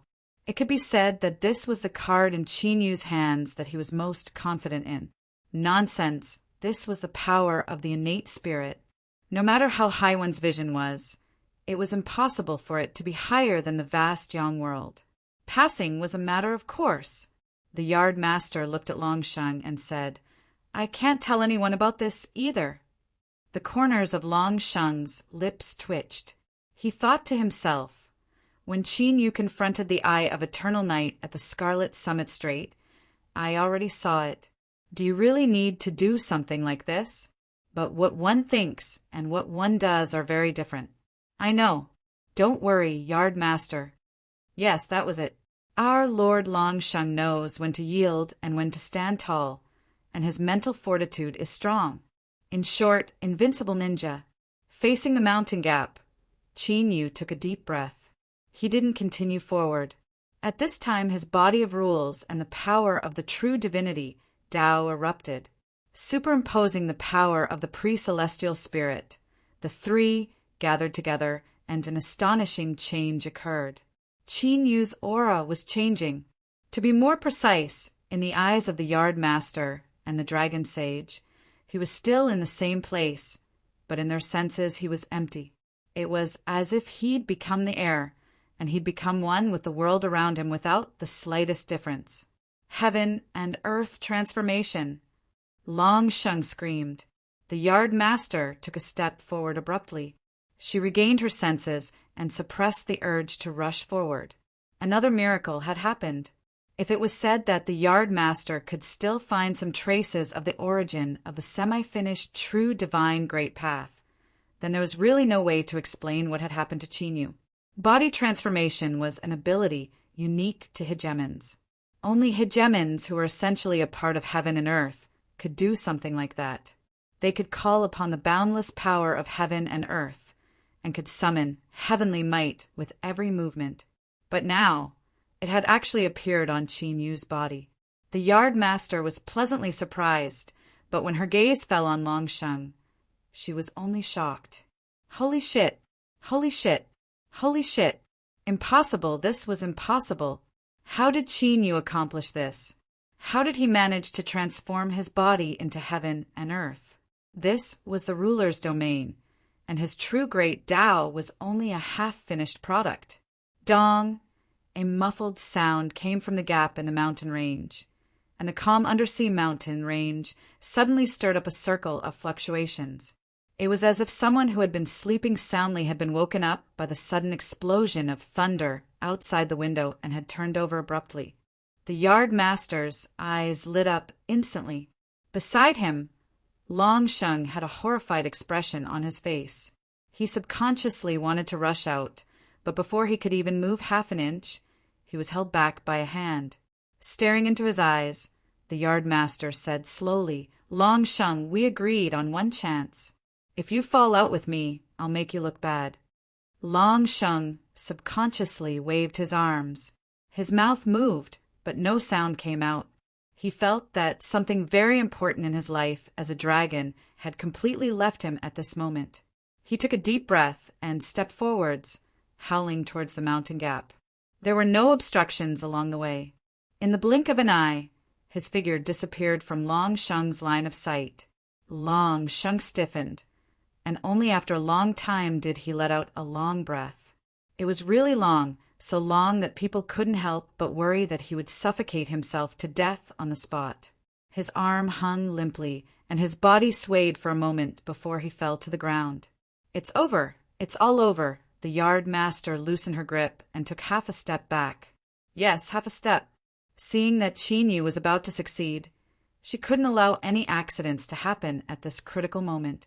She was well aware of Long Sheng's acting skills.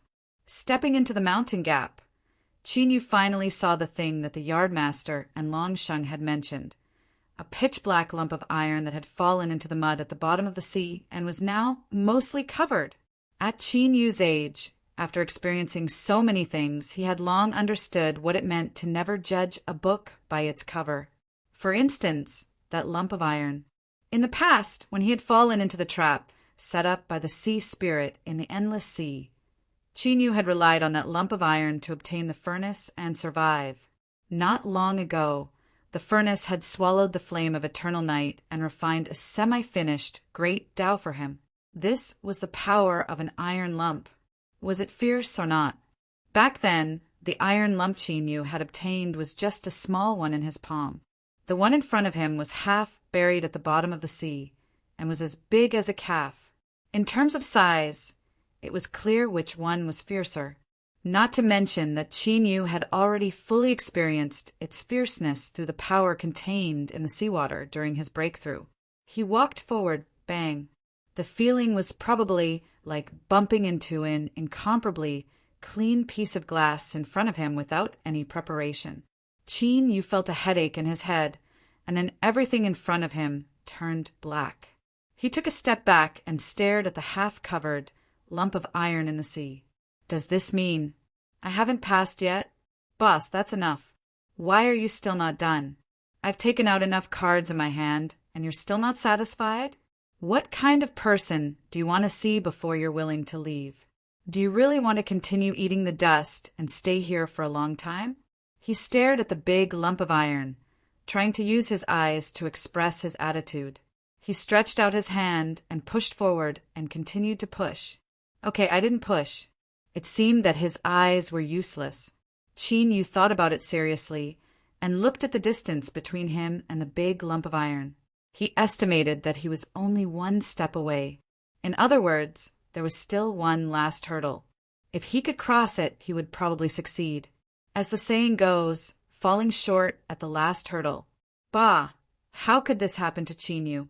This was absolutely not allowed. Wasn't it just a trump card? Wasn't it just a trick? He didn't lack anything else. Taking a deep breath, Chinyu gritted his teeth. He vaguely felt that someone seemed to have warned him not to continue disturbing her. But now there was really no other way, just a little. He hoped that he wouldn't be hammered. What am I afraid of? Who am I afraid of? He couldn't remember. In his mind, a vague phantom appeared. It seemed to be a woman. Woman, where did this woman come from? Is there something wrong with my brain? Chinyu took a deep breath. He didn't care about this for the time being. He had to get down to business first. He raised his hands. Then, at the bottom of the East Sea, at the gap in the sealed mountain range of the Dragon Palace, the phantom of the sun and moon suddenly descended. Boom, boom, an invisible impact instantly caused the seawater to tremble. Ripples set off undercurrents that wildly rushed in all directions. The big lump of iron that was half buried in the mud was instantly washed away, revealing its original appearance. Vaguely, he seemed to see some fine cracks on its pitch-black, rough surface. There was no time to think. The phantom of the sun and moon appeared, their light overlapping. There was a slight pause. With an impatient snort, the phantom of a woman appeared in the light of the sun and moon. Chinyu, I think you are tired of living. I told you not to. Halfway through, she seemed to have sensed something and swallowed the second half of her sentence. The next moment, buzz, a sword suddenly sounded. Amidst the phantom of the sun and moon, the woman raised her hand and grasped forward. A sword shadow appeared between her 5 fingers, and a terrifying sword intent burst out. Without any hesitation, she swung her arm and chopped down with the sword edge. This sword chopped toward the seawater in front of Chinyu. It was full of obstructive power and instantly shattered. Chinyu's pupils shrank violently and then again. In short, it was very tight. The first wave was because there was really a woman. When her figure appeared, many memories suddenly emerged in Chinyu's mind. The second wave was because this woman was only a phantom, but she had such terrifying strength that she could split the seawater with a single sword strike. What about her real body? He didn't dare to think about it. The third wave was because he was hiding such a big shot in his body, but she didn't know about it. If she had evil intentions, you felt that he would have been dead by now. The moment the phantom of the sun and moon descended, the yard master and the dragon sage fell silent. Even the grief-stricken dragon sage widened his eyes and his mind went blank. This aura, this is. Without giving them more time to think or to be shocked, the sword slashed down. It was indescribably terrifying. It seemed that even heaven and earth would be shattered in an instant. With the cultivation of the Permitha, true saint, and the identity of a big shot in the vast Yang world, could he block it? The two subconsciously thought about it, and then their foreheads broke out in cold sweat. They felt as if they had fallen into an ice cave, and a piercing chill seeped into their bones. The two true saints fell silent. Phew! The yard master exhaled.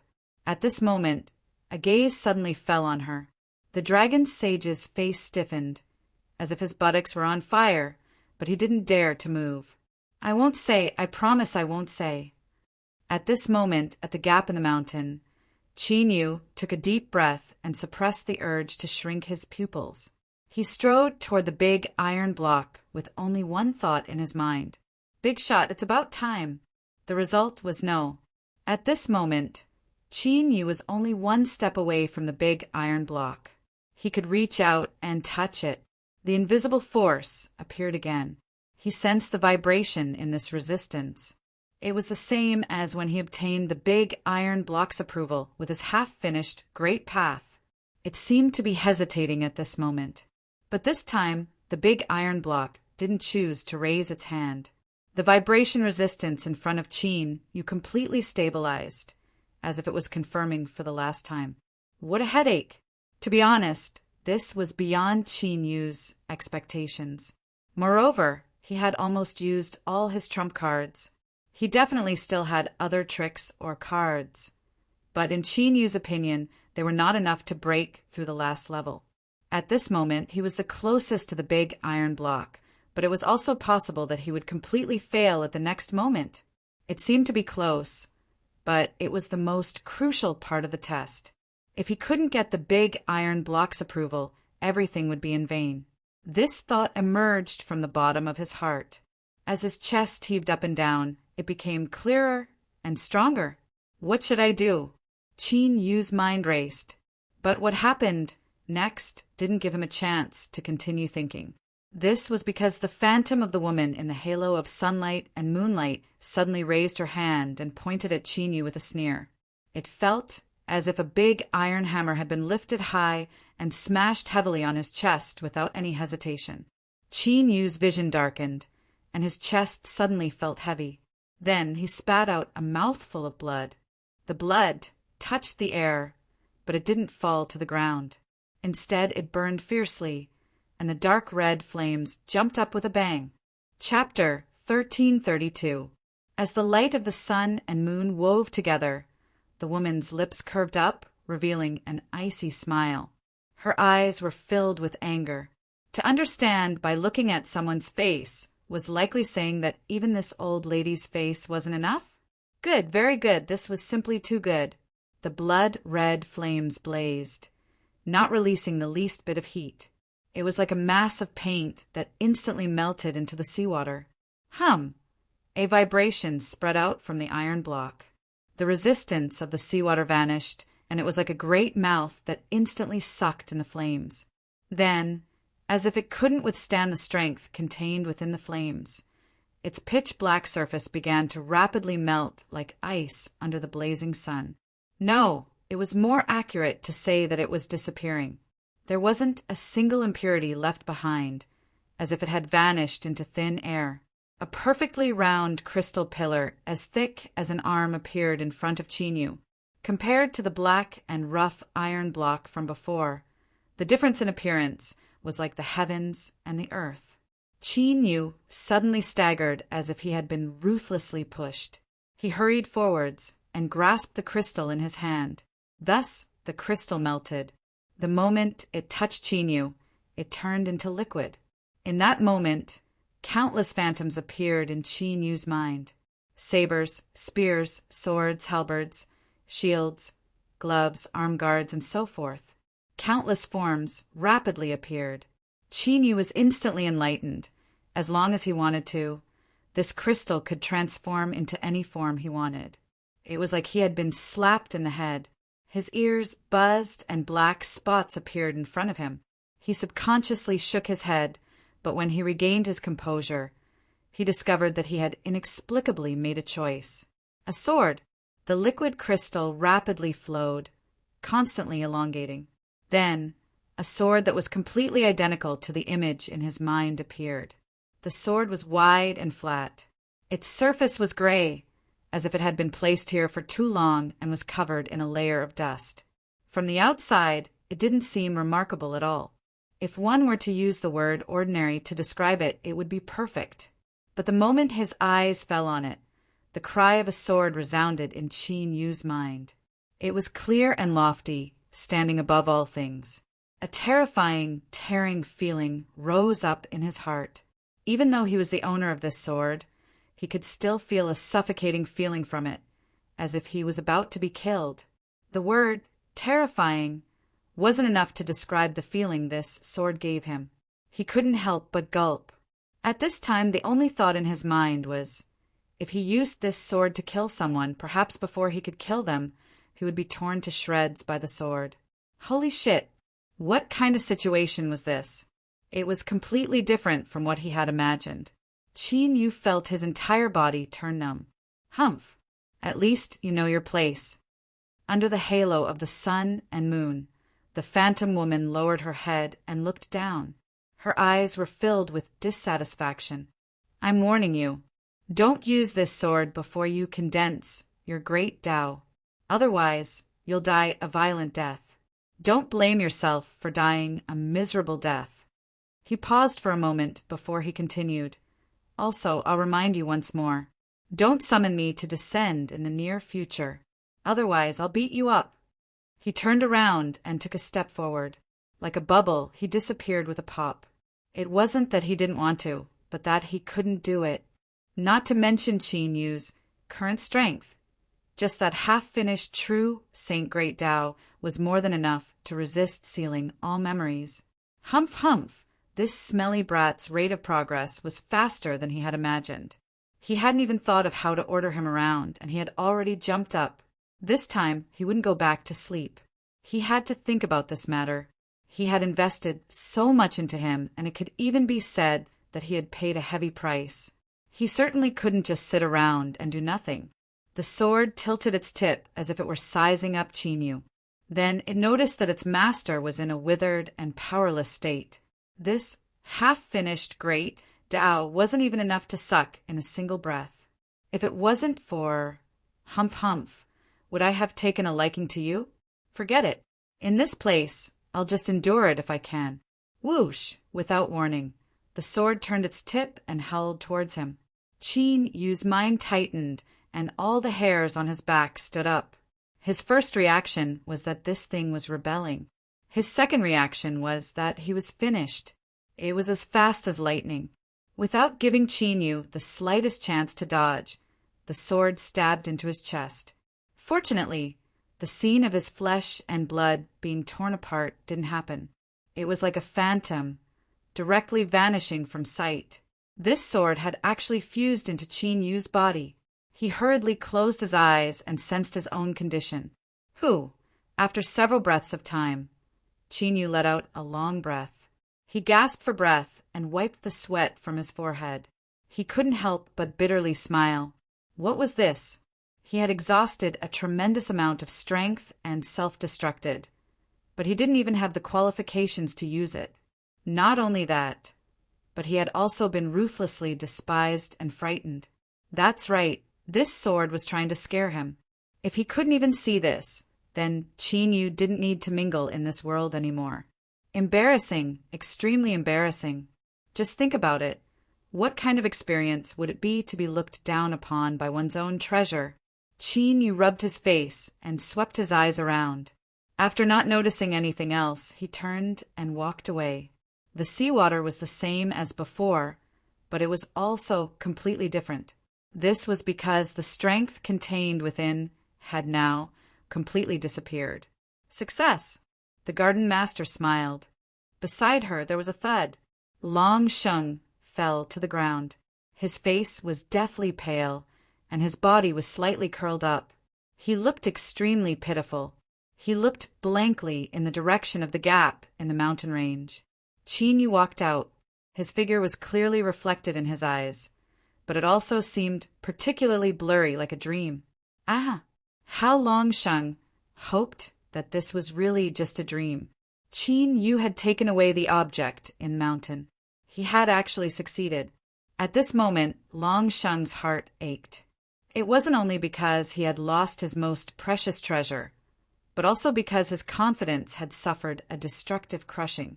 How many years had it been since he had discovered the object in the mountain? He carefully waited on him and tried all kinds of flattery before he finally managed to take a few steps. Although success was still far away, Long Sheng had confidence in himself. As a true saint, he was immortal. As long as he persevered, he would succeed one day.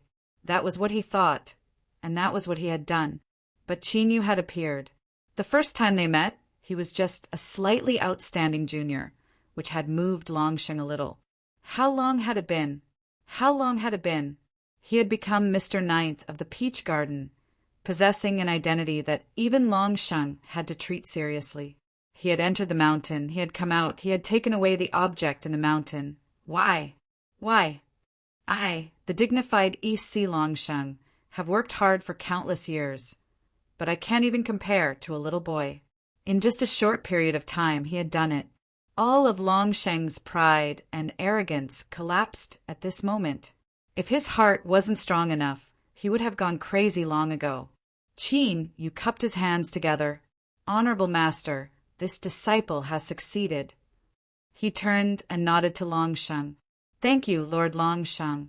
These weren't words of ridicule, he really wasn't.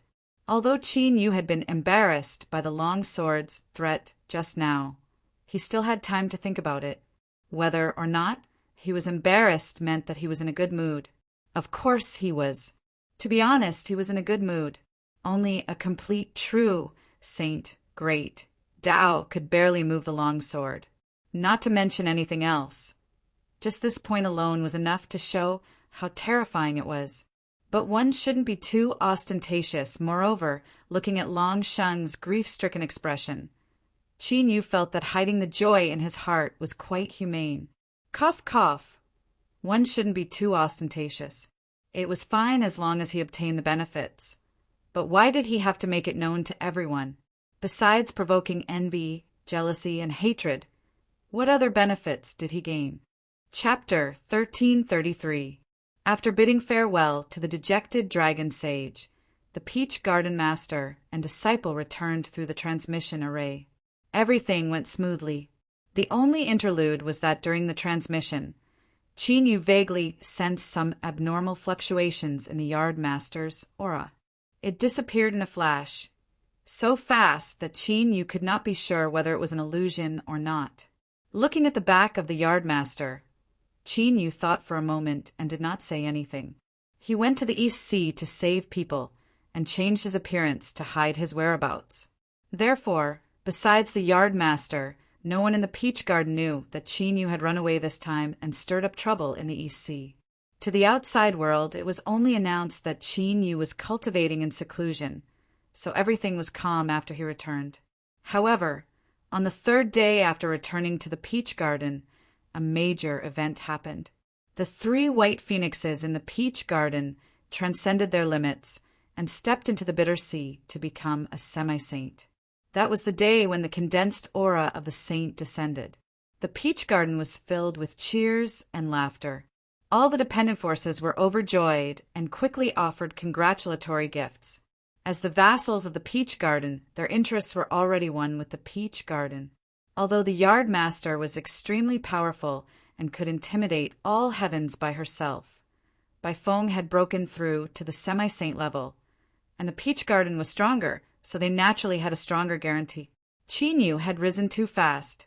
When he closed his eyes and opened them again, he was already like the sun in the sky, shining so brightly that people could not look at him directly. No one had the time to get close to Miss Ninth. Of course, they were in awe and apprehension, and at the same time a little uncertain.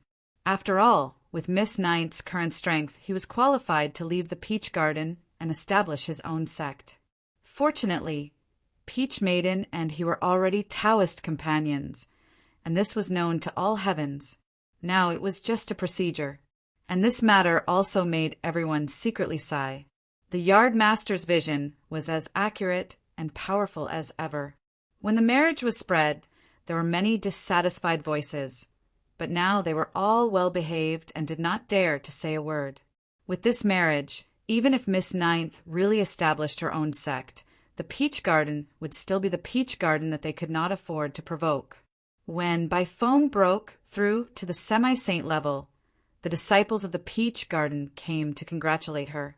When Qin Yu presented a large blood-colored fragment, the atmosphere became quiet. That day outside the Lost Garden, Qin Yu joined hands with the yard master to kill a saint and killed the netherworld saint of the Nirvana realm, breaking his great path as an apology from the entire sage Tao circle. Today, although Qin Yu did not take out all of the great path fragments, it was still a third of it. It was undoubtedly precious. After all, during the birthday banquet in the EC, there was a half-sage who dared to take the risk to kill Peach Girl just for a bit of sage Huai's Tao accumulation. There was no need to say much when comparing the two. Maiden looked at Bai and said, I ninth, Maiden I ninth, White I Bai I Maiden I ninth. Great, third I sect brother, I third I Maiden I clan I you. And I master. And I sect, his words were bright and magnanimous, and it was very comforting. Eldest senior brother smiled and said, after hearing what junior brother said, I want to go into seclusion again. Everyone wants good things, and it doesn't like to wait for people. Everyone laughed. Eldest senior brother looked at Bai Feng and said, You are lucky, so don't refuse. Junior brother is telling the truth. The great path of true sage is like a pearl covered in dust. After hesitating for a moment, Bai Feng took it with both hands. Thank you, junior brother. As the blood jade fell into his hands, his breathing quickened and his face flushed. For a half-saint, could there be anything more fortunate than obtaining a true divine's great path fragment right after breaking through? Bai Feng could tell you that there was no such thing. If not, why would the third mister of the Peach Garden be so excited in public? Thinking about some of his thoughts at the beginning, he deliberately refused to participate in seclusion.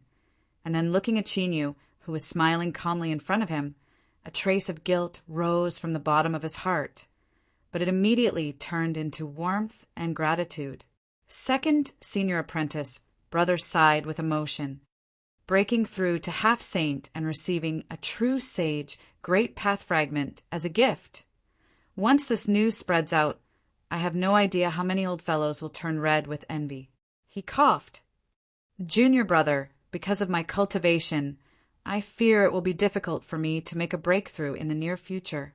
So, I probably won't have a share of the great path fragment. I hope that junior brother can continue to work hard and gather more good things. Otherwise, when I break through, the difference in gifts will be too great, and I won't agree. There was a burst of laughter. Everyone said that second senior apprentice brother was right. Today, seventh senior apprentice sister had changed into a beautiful and charming face. She looked over and said, I believe that junior brother will definitely satisfy us. Chin, you bitterly smiled. He said, You are too ruthless. Can I take back my gift? Bai Feng coughed. She flipped her hand and put away the great path fragment. She seriously said that a gift that had already been given was like spilt water. How could the dignified Miss Peach Garden do something so shameful? At the opening banquet, there was only one table of wine. The disciples of Peach Garden were all there. They toasted and joked with each other until the night passed. After leaving third senior apprentice brother's courtyard, he walked with Lei Xiaoyu for a period of time. She unreasonably demanded that when she entered the sea of suffering, she would need a gift even more precious than the holy Tao fragment. She groaned and groaned until Chinyu nodded. Only then did she leave, satisfied. Who? Chinyu let out a long breath. He looked back in the direction of Bai Feng's courtyard and smiled. He could naturally see that everyone was joking around. This sort of relaxed and friendly atmosphere made him feel comfortable. The reason why Chinyu was able to blend into the Peach Blossom Garden so quickly and become a part of the Peach Blossom Garden. Perhaps it was because this place was different from the others. But the truth was that there was a shortage of people today. Peach Maiden had ordered people to deliver gifts, but she didn't attend today's banquet. Chin, you couldn't help but worry about her current situation. Perhaps it wasn't too appropriate to say that their hearts were in sync. But when Chinyu returned to his dwelling, there was already a maid waiting outside. Peach Maiden invited him in for a chat. This was the second time the two met after the East Seas longevity banquet. What left Chinyu a little relieved was that Peach Maiden's condition was relatively stable. With his current cultivation, eyesight, and also knowing the truth, Chinyu could naturally sense many things when he looked at Peach Maiden. He cupped his hands together and bowed. Greetings, fourth senior apprentice sister. Peach Maiden nodded. Little junior apprentice brother, you've arrived. Please sit. She was distant and indifferent. She gave off an extremely cold feeling, as if she didn't belong to the mortal world. Chinyu thanked her and sat down. Is fourth senior apprentice sister doing well? Peach Maiden said, Good. She was silent for a moment. I asked little junior apprentice, brother, to come today because there is something I need your help with. Qin Yu said, fourth senior apprentice sister, please speak. This time, Peach Maiden was silent for an even longer time. A trace of pain appeared on her cold face. She slowly said, there is a problem with father's body. Qin Yu's heart shrank. He frowned. Is it very serious? Peach Maiden nodded. Indeed, his senses hadn't been wrong during the transmission. There was also the feeling he felt when he contacted the Garden Master at the Scarlet Summit Strait. His frown became tighter and tighter. What sort of boundary was a true saint? They were existences that stood at the peak of all existences below the ruler realm.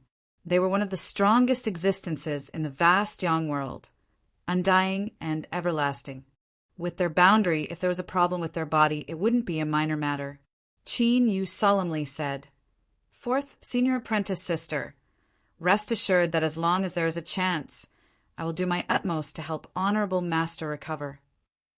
He thought of the strength of a pre-celestial spirit, to turn the rotten into the miraculous, to reverse yin and yang, life and death. Perhaps it could be done.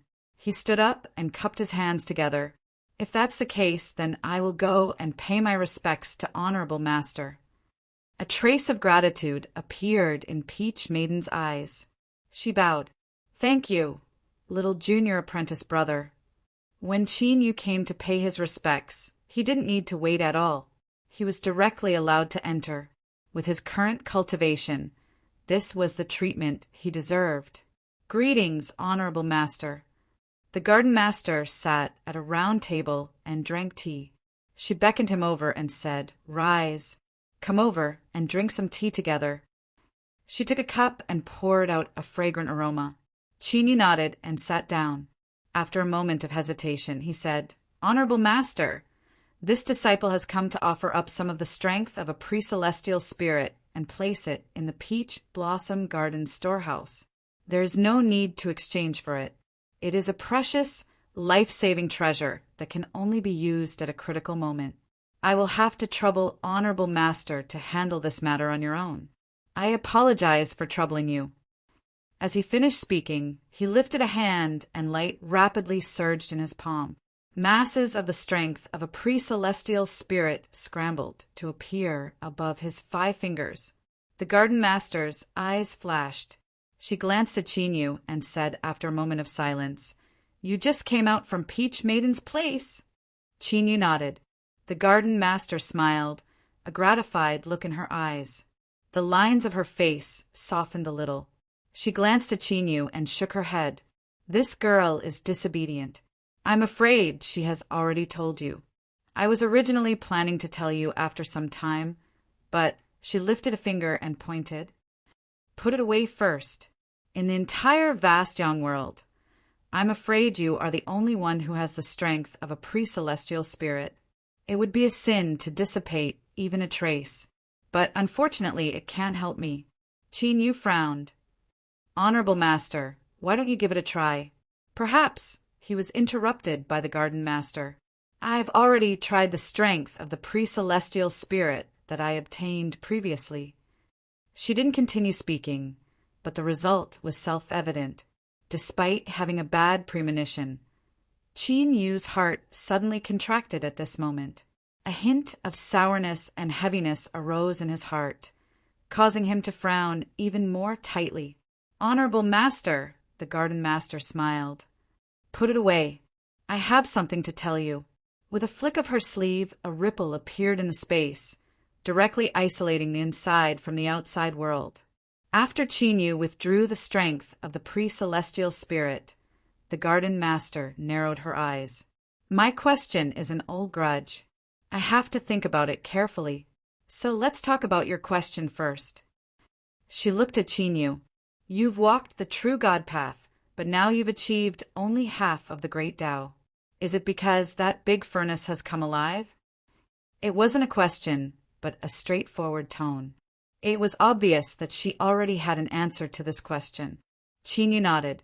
Yes, I have to thank you, Garden Master, for hiding this matter from me. The garden master laughed heartily.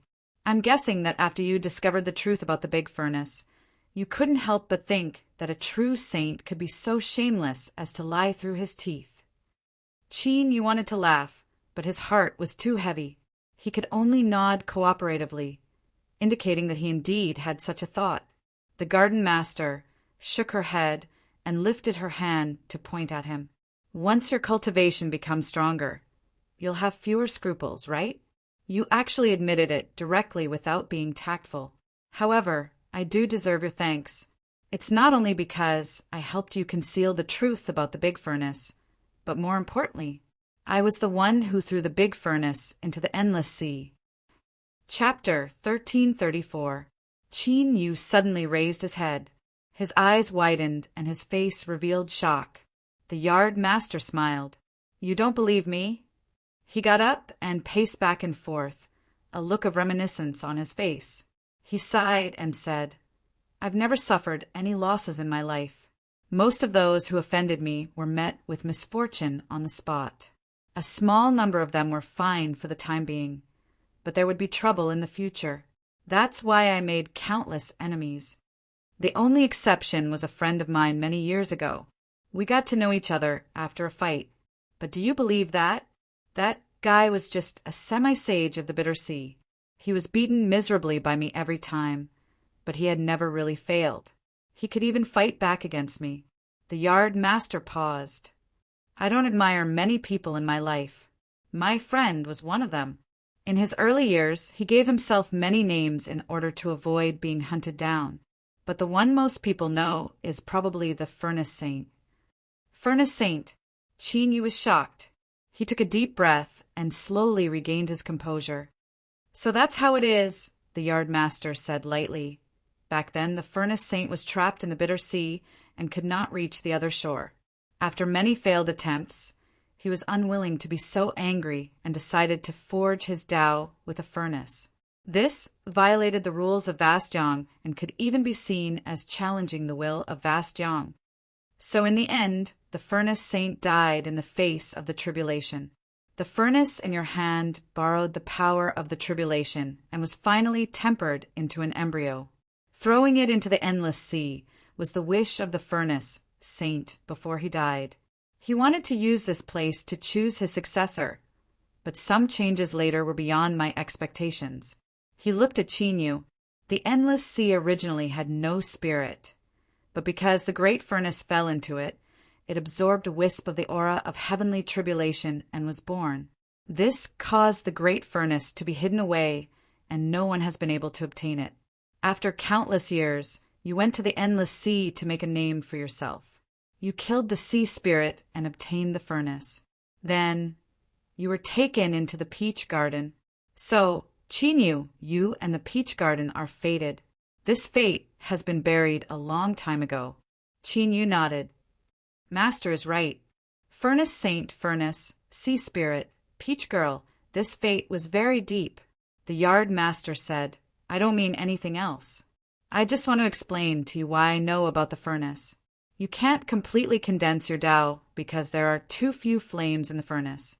The flame of eternal night alone is not enough to support the furnace. To put it simply, the furnace needs to continue replenishing its energy. The more flames it has, the stronger it will be. Chin Yu's eyes brightened. In other words, the furnace could be constantly strengthened and upgraded. After devouring the flame of eternal night, it could directly refine half of the great Tao. If it absorbed other flames, wouldn't it be a piece of cake for it to refine the Tao? However, there was one thing that was very clear. Flames that could satisfy the requirements for absorption and were useful to the furnace were definitely of a very high grade. Finding such a flame was definitely not an easy task. The fire of eternal night was an example. There's one more thing I want to remind you of. The yard master shook her head with a strange look on her face.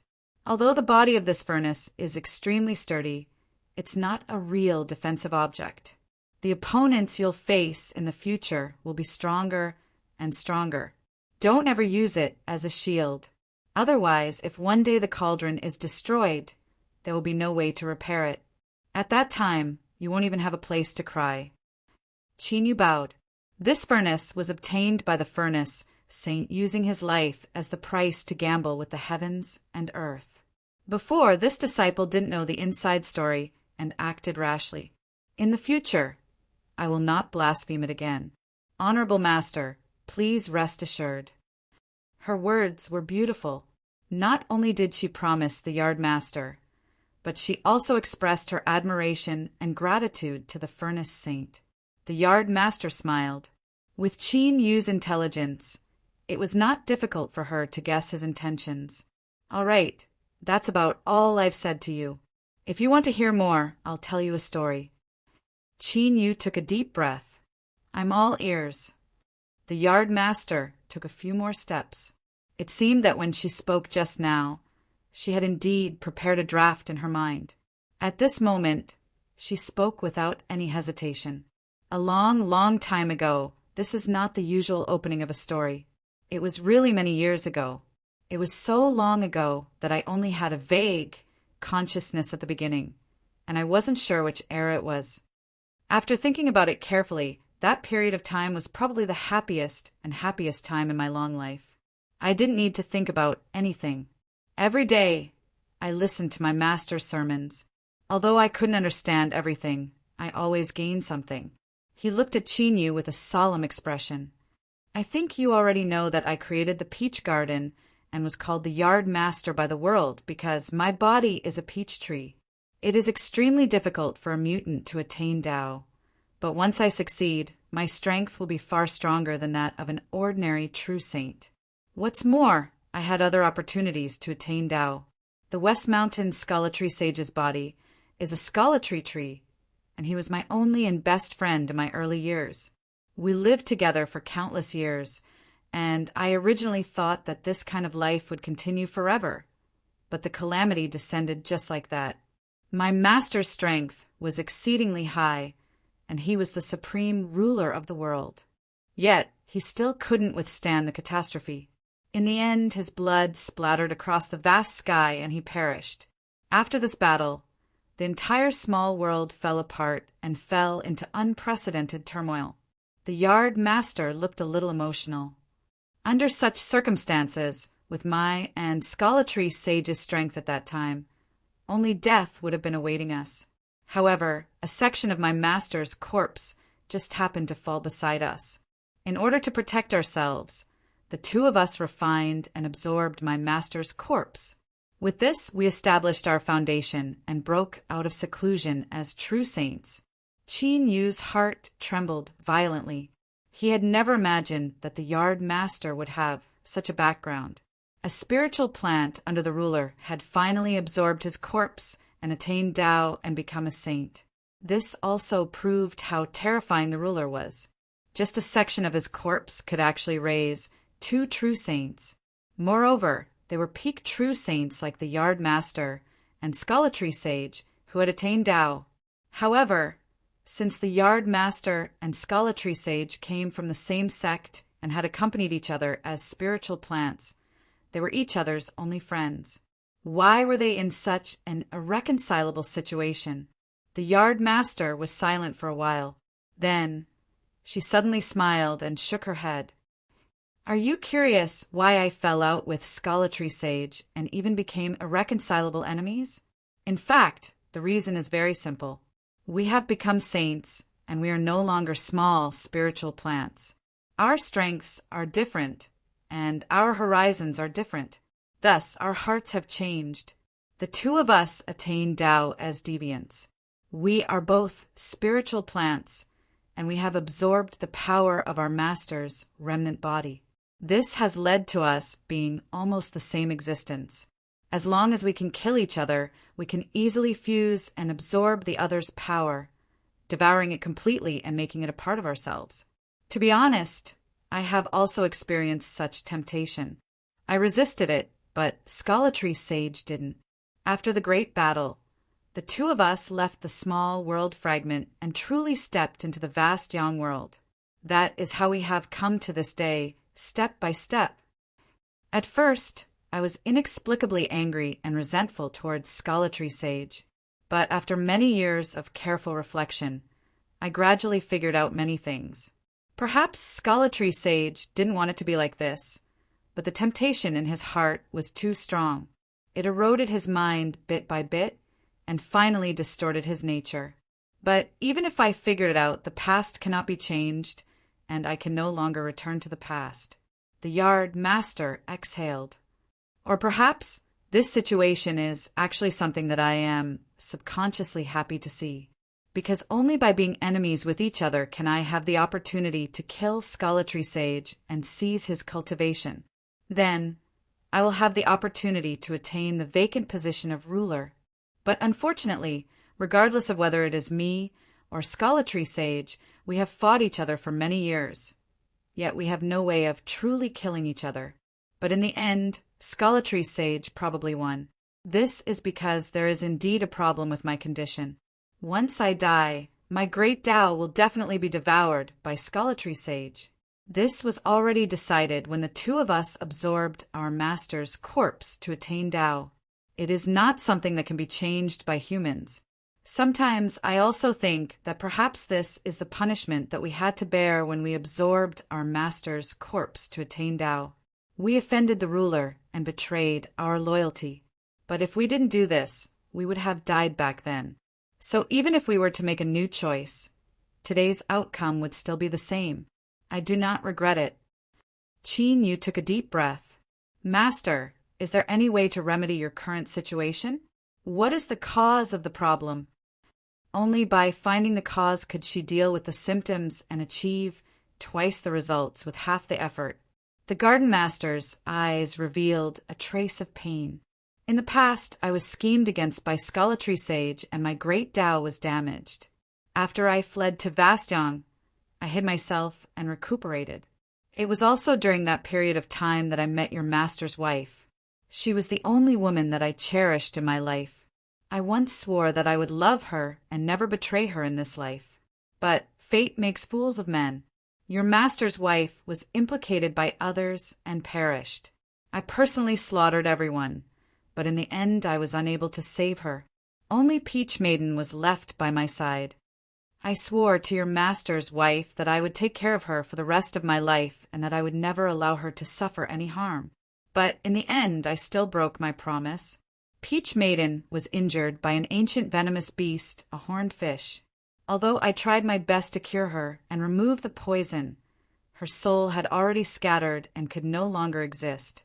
I had no choice but to use my own great Tao as the foundation and consume my own Tao as the price to set down a seal to imprison Peach Maiden's soul and forcefully extend her life.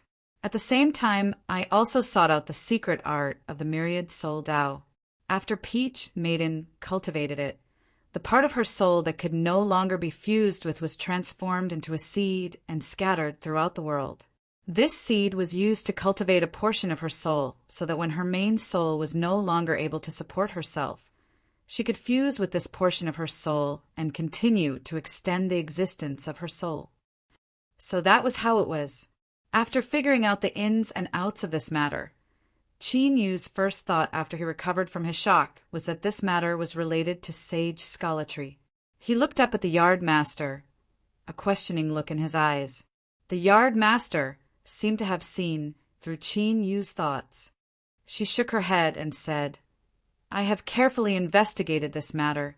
None of this has anything to do with sage Scholartree. This is because sage Scholartree has also lost his wife and children in these past years. Compared to me, his specific experiences might be even more difficult. It's just that his heart was cruel and his will was firm. He allowed them to die on their own and didn't try to save them like I did. Thus, he managed to preserve his own life. I have told you before, just like how the two of us became enemies, I suspect that these matters are retribution that has fallen upon us. We betrayed our loyalty, offended the corpse of a ruler, and achieved the great Tao with the body of a different being. All of these are probably not tolerated by the vast Yangwell. A chill suddenly gushed out from the depths of his heart. Qin Yu felt as if he had fallen into an icy cave, and his body stiffened. If everything was as the yard master said, Then, for these countless years, he had been enduring the endless punishment of the vast Yang will. The death of his wife and the scattering of his daughter's soul were all because of him. As he thought of this and looked at the yard master's calm face, Qin Yu could imagine what kind of torment he had endured all these years. If it weren't for the strength of the saint path and the firm willpower of the yard master, he would have already gone insane. Something was wrong. Qin Yu suddenly looked up. He had grasped the crux of the matter from the yard master's words. Could it be that the crux of the yard master's problem was because of Peach Maiden? Chapter 1335. Thinking of this, the whole matter suddenly became clear. He should have thought of this earlier. How could a true saint have a problem with his body so easily, even endangering his life? The only possibility was that the continuous damage would eventually shake his foundation and lead to irreversible consequences. And Peach Girl was the heavy mountain that the yard master was carrying. Her soul scattering meant certain death, but the yard master had forcefully prolonged Peach Girl's life until now. Even a true saint would have to pay the price. Qin Yu had guessed this long ago, but he did not expect the price to be so heavy. It was no wonder that the peach garden had changed its style over the years. It was so peaceful that many people had forgotten the overbearing and ruthless methods of the yard master when the peach garden was first built. Thinking about it, the yard master must have sensed his own problems many years ago, so he tried his best to reduce his attacks. If he continued to think about it, the sudden exposure of the yard master's body might be related to the massacre of the Netherworld saint outside the Lost Garden not long ago. Knowing that it was impossible, he still did it. Did the yard master anticipate something? So he took the opportunity to intimidate the heavens and maintain the stability of the peach garden? The yard master looked calm. Glancing at the complicated expression on Qin Yu's face, she said, "Don't tell Peach Girl." That was all. There was no need to say more. The yard master was well aware of Qin Yu's original purpose of entering the peach garden, so any words of persuasion would be hypocritical. Qin Yu took a deep breath and bowed. "Master, you are a great father." "Not really." The yard master waved his hand. "In the beginning I thought I could hold on. I even thought of filling the vacancy of the ruler and finally saving Peach Girl. But unfortunately my prediction was wrong. The vacancy of the ruler was just an illusion. If I knew from the beginning that I would die to save Peach Girl, maybe I would have made other choices." He looked up at the sky of the peach garden, his expression extremely calm. "My life may be extremely illustrious in the eyes of the world, but I am a real failure. That year, the catastrophe suddenly descended. Master couldn't resist it and was killed. After I achieved the Tao, I swore to find the truth, but I found nothing. Your master's wife was the only woman I loved. I promised to accompany her until we grew old, but she died because of me. I was by her side before she died. Your master's wife said that she didn't blame me. I know that she spoke from the bottom of her heart, but I can't forgive myself. My only daughter's soul was scattered and on the brink of death. As her father, I once promised her mother that I would protect her for the rest of her life and not let her be harmed. In the end, I still broke my promise, leaving her with no other choice. In this half-dead state, I'm gasping for breath in this world, enduring endless pain." The yard master lowered her head and looked straight at Qin Yu. "I can't find the cause and effect of Master's death, so I'm afraid it'll be difficult for me to find anything else. Your master's wife has already died. A ruler might be able to reverse the river of time and change some things, but it's impossible for him to bring back the dead. I've been a failure my entire life, and Peach Blossom is my last hope. I can't let anything happen to her. Qin Yu, I want you to promise me that no matter what happens in the future, as long as there is even the slightest possibility, you must protect her life. I don't ask for anything else. I just want Peach Girl to live." Qin Yu bowed. "This disciple swears that no matter what situation I face, I will do my utmost to protect Senior Apprentice, Sister Peach Maiden." His words came from the bottom of his heart. At this moment, When Qin Yu faced the yardmaster, he was filled with respect and deep gratitude. If he hadn't extended Peach Maiden's life and allowed her to cultivate the myriad soul path, Ningling and Yu Qi wouldn't have existed in this world. Although that might be a different story, there wouldn't be the Qin Yu of today. Every peck and every sip was a predestined fate. With the yard master's experience and wisdom, she could naturally sense all this. She smiled and said, "I believe in your promise, so I'll tell you a piece of information as repayment in advance. The Great Furnace is a treasure that can continuously transform and strengthen itself. Compared to its ability to condense the Great Tao, this is the most precious aspect of the Great Furnace. You already know that the Great Furnace needs to absorb flames in order to continuously strengthen itself. And I happen to know that in this world, there exists a place that can definitely help the Great Furnace to transform once again, the world Zeroth land." The yard master paused and continued, "In other words, it's the place where I became a sage." Looking at Qin Yu's calm expression, the yard master was obviously very satisfied. After the catastrophe, the small world that my master condensed fell apart, but it wasn't completely destroyed. Instead, it formed a very unstable area where fragments of the world converged. This place is called the world Zeroth land, taking the meaning of the withering of the world. Qin Yu cupped his hands in obeisance. "Master, please enlighten me. The Great Furnace could refine the Great Tao." Just this point alone was enough for Qin Yu to cultivate it with all his might. Since he knew about the existence of the world Zeroth land, he would have to go there sooner or later. As for why the yardmaster only mentioned it now, it must be related to Qin Yu's previous attitude. If he had shown a hint of hesitation, he might not have gotten the information. The yardmaster didn't conceal this matter and directly pointed it out. Presumably, it was also to remind him that he had better remember his promise. Otherwise, he might suffer some losses. Qin Yu guessed. He didn't feel angry when he thought about this. If he were in the yard master's shoes, he might have gone even further. The yard master took out a jade slip. "I have imprinted all the information about the world Zeroth land in this jade slip. If you have any questions, you can ask me anytime." After receiving the jade slip, Qin Yu stood up and bade farewell. He had received too much important news today, and he needed some time to digest it. After returning to his residence, Qin Yu sat down and thought for a while. After digesting the information he had received from the yardmaster, he picked up the jade slip and probed it with a trace of divine consciousness. After a long time, he placed the jade slip on the table. With a light crack sound, countless cracks appeared instantly, spreading everywhere like a dense spider web. The entire jade slip was instantly shattered into pieces. The world Zeroth land where the ruler had fallen. The space and time within it were chaotic. Countless fragments of the small world seemed to be floating in a pot of boiling porridge. Because of the chaotic nature of space and time, they would appear and disappear from time to time. One moment, they might be hundreds of millions of miles apart, but in the next moment, they would directly collide.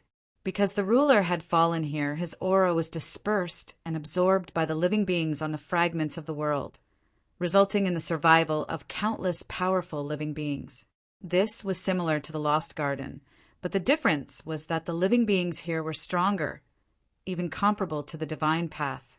Note that it was a Nirvana realm true saint, not a half-saint who was struggling to survive in the sea of bitterness. The rules of the world Zeroth land had collapsed, and it was in a completely shattered state. If a true saint stepped into it, his great way would be affected. If it was light, his Tao connotation would be greatly damaged, and if it was heavy, his great way would be shattered. Therefore, true saints did not dare to step into the world Zeroth land easily. Those who could enter and explore it were at the half-saint realm, and that was the limit of their strength. However, this did not mean that the world Zeroth land was a terrifying area that no one dared to step into. Putting aside everything else, just the name of the place where a ruler had fallen was enough to attract a steady stream of cultivators to enter. Even if there were heavy casualties, they would not give up. This was all because the vast young ruler was absent. If one could gain something in the world Zeroth land, he might be able to transcend in one fell swoop. The flame that the yard master mentioned was in the depths of the world Zeroth land. It was a kind of inextinguishable flame that fell from the sky when the ruler had fallen. This flame had been burning for countless years, and there had never been any signs of extinguishing. It caused the space and time to distort, and it was in a kind of almost illusory state. Qin Yu pursed his lips, and a bright light burst out from his eyes. The world Zeroth land had an inextinguishable flame, and it was also the place where the ruler had fallen. As a person who set the ruler realm as his goal, how could he miss such a place? Chapter 1336. There was a slight tremor in space, and Qin Yu stepped out. The entire process was incomparably quiet, and no one noticed. Looking up ahead, there were countless tall buildings that stretched as far as the eye could see, all of them exuding a majestic and magnificent momentum. This was the residence of the Eastern Zhou family. The first time Qin Yu had come here and seen this city without walls, he had been somewhat moved and shaken. Looking at it again today, he naturally didn't have the same feeling as he did in the past. With a single glance, he could see through all the hidden arrangements, as well as the obscure and intimidating auras that shot into the skies. Closing his eyes, he sensed Xiang Shue's aura. She seemed to be in a good state, and her cultivation had risen a great deal. This was good.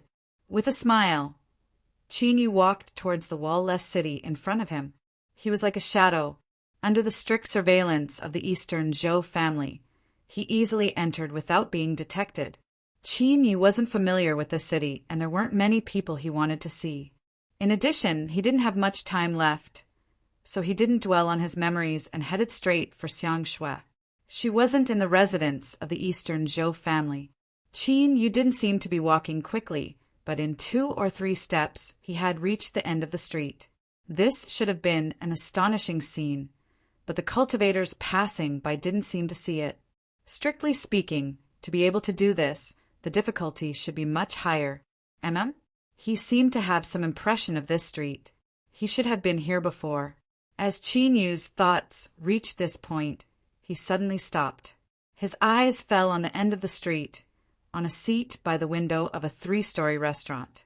He paused, a look of astonishment on his face that soon turned into a strange one.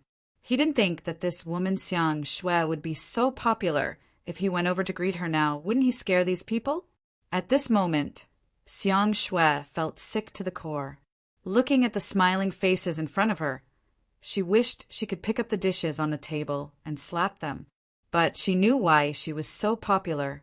It wasn't because she was outstanding, but because of some labels attached to her. For example, the legendary maid of the Peach Gardens, Miss Ninth, who had once risen to prominence. Or the close friend of the new matriarch of the Eastern Zhou family, Eastern Zhou Jilly.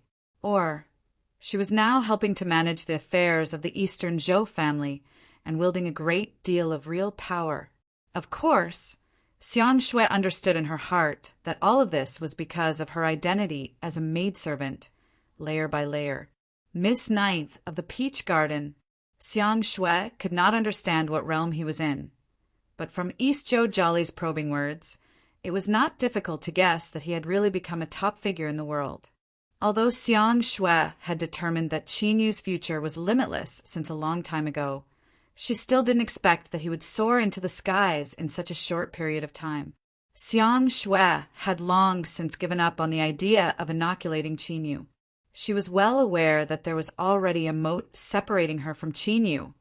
There was no longer any possibility of them being together. In fact, the 9th lady of the Peach Garden had long forgotten that there was still a little maidservant in the Dongzhou clan. Or perhaps, even if he had thought of it, it was a fleeting thought that didn't linger in his heart at all. After all, she was only an insignificant maid. Moreover, Qin Yu never owed her anything. Strictly speaking, she should be grateful to Qin Yu for her current achievements. If these people in front of her knew that she had already been forgotten by Qin Yu, what kind of faces would they have? He would probably turn around and leave, cursing and swearing, her mockery and disdain. The general gist of it was, if you weren't the maid of the Peach Garden's ninth lady, you wouldn't even be worthy of carrying our shoes. Who would want to curry favor with you? So even though she was impatient, even though she was filled with loathing, Xiang Shui still silently endured it, never making any extreme reactions. This was because she knew that she didn't have the qualifications to be presumptuous. Perhaps it wouldn't be a problem in the short term, but after thousands of years passed, the halo of her label would gradually fade away. In the end, she would have to rely on herself to survive. So when East Zhou Jolly asked Xiang Shui if she was willing to take over a portion of the Dongzhou clan's internal authority and help her deal with some matters, Xiang Shui agreed without hesitation. She didn't love power.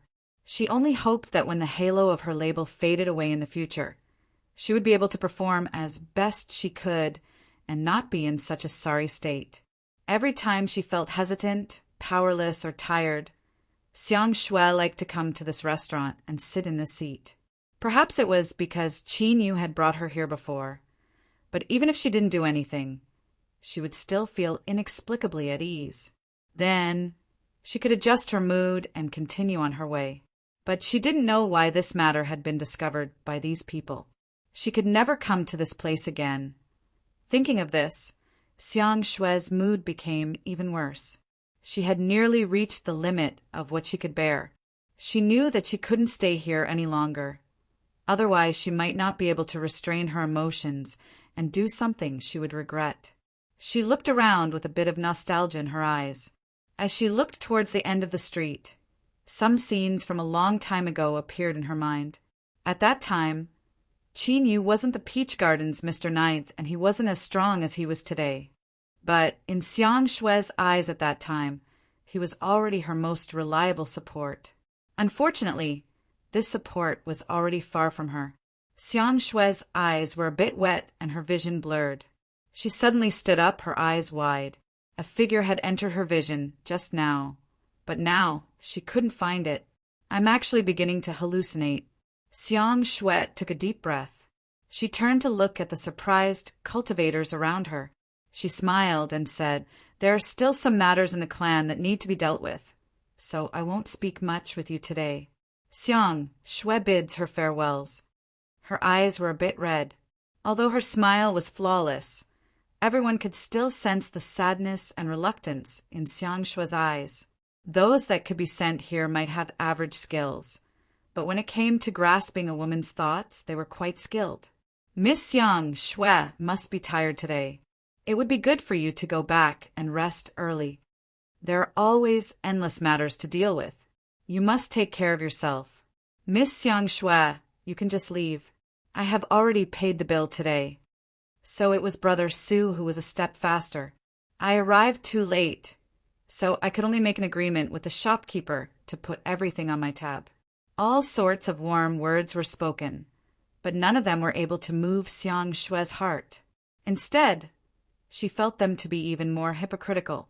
She forced a smile and nodded, then turned and walked away. As the crowd parted, a voice suddenly sounded out. "You haven't even touched the dishes on the table yet? You're in such a hurry to leave?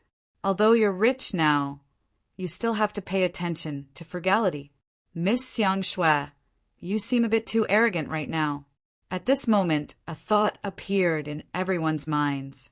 Just how stupid was the person who said these words? Could it be that he was deliberately trying to draw Xiang Shui's attention? Ha ha! With her current state, this chess piece could be said to be the worst of the worst. It was simply too stupid. They would not sympathize with her, but rather gloat. Everyone knew what their motives were. They were all competitors. If one of them could be eliminated, there would be less pressure to compete. So the crowd began to retreat again, revealing the source of the voice. Xiang Shui frowned and turned around. The next moment, she suddenly covered her mouth, and tears gushed out. She had imagined this countless times and even dreamed of it, but she never dared to hope that it would become a reality. "Sir, it's not right for you to speak like this." The person who jumped out to curry favor had just opened his mouth when he was suddenly pushed to the side. Xiang Shui rushed out from his side like a deer that had escaped its cage. Just like that, under the watchful eyes of the crowd, she threw herself into his arms. At this moment, the entire restaurant was silent. Xiang Shui, who had always been calm and restrained and difficult to approach, actually took the initiative to throw herself into the arms of a strange man because of this sentence. F***ck, if I had known this earlier, I could have done it too. Who is this person? We F***king tried our best to get close to him, but he hugged her the moment he touched her. How could we tolerate this? Brat, you better have a good background that can keep us silent. Otherwise, I guarantee you will be in trouble. This was especially so for the first cultivator who jumped out in an attempt to gain a favorable impression. In the end, he was pushed to the ground. His face was distorted. She was just a maid. Perhaps she had already been forgotten. Even if she had a relationship with the Eastern Zhou family, so what? They didn't live because of the Eastern Zhou family. Taking a step back, even if Xiang Shui really did have something going on with the Peach Garden's Miss Ninth, after today's embrace, everything had come to an end. In other words, the most important label on Xiang Shui had been thoroughly extinguished. In the crowd, the complexions of many cultivators changed. They began to consider whether or not it was worth it to continue wasting energy on Xiang Shui. A cultivator crawled up from the ground and coldly roared, "Isn't she just a lowly maid? Pa!" A heavy slap to the face forced the rest of his words back down his throat. The cultivator was sent flying away, crashing into a table and chair. His ears buzzed and his field of vision darkened. He had been struck a little dazed. When he regained his composure, he angrily roared, "Zhou Qin, you actually dared to hit me. You are courting death." The man called Zhou Qin paled, but he wasn't frightened by these words. He didn't even glance at this person. He hurriedly bowed and said, "I didn't know Mr. Ninth was coming, so I have been disrespectful. If I have offended you in any way, I ask Mr. Ninth to forgive me." With these words, the air fell deathly silent. Only Xiang Shui's aggrieved sobs echoed in everyone's ears. Everyone stiffened like iron. Their faces filled with horror and horror. Mr. Ninth! Where was this Mr. Ninth from? Who else could appear here and make Xiang Shui throw herself into his arms and cry like this? Who else could it be? Qinyu was the Peach Garden's Miss Ninth Qinyu. He had actually personally come to the Eastern Zhou family. His previous judgment of Xiang Shui had been wrong. It was impossible for an ordinary maid to receive such treatment. Think about it. If you saw your own maid being harassed by a group of men, how could you possibly be in a good mood? Thinking about it further, if there really was something going on between the two sides, that would be too scary. But right now, the one who was more afraid was clearly the one who had been slapped. He seemed to be suffering from epilepsy, his mouth foaming and twitching on the ground. Two cultivators squeezed in and fell to their knees, their faces pale and sweat streaming down their faces. "Mr. Ninth, please calm your anger. My family's young master didn't mean to offend you. This matter, we will definitely give you a satisfactory explanation. We ask that Mr. Ninth show mercy."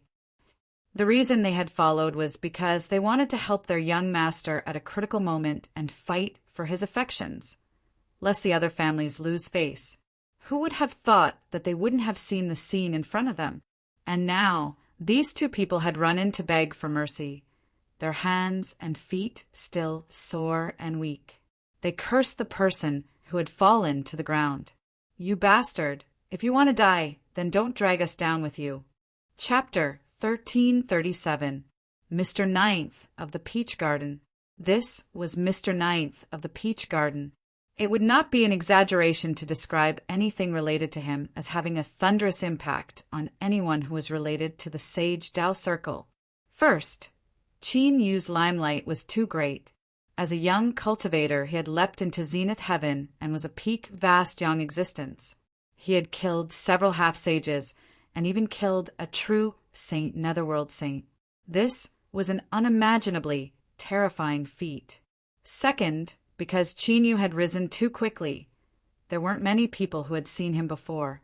The Holy Tao Circle and the surrounding influences were deliberately spreading news about him.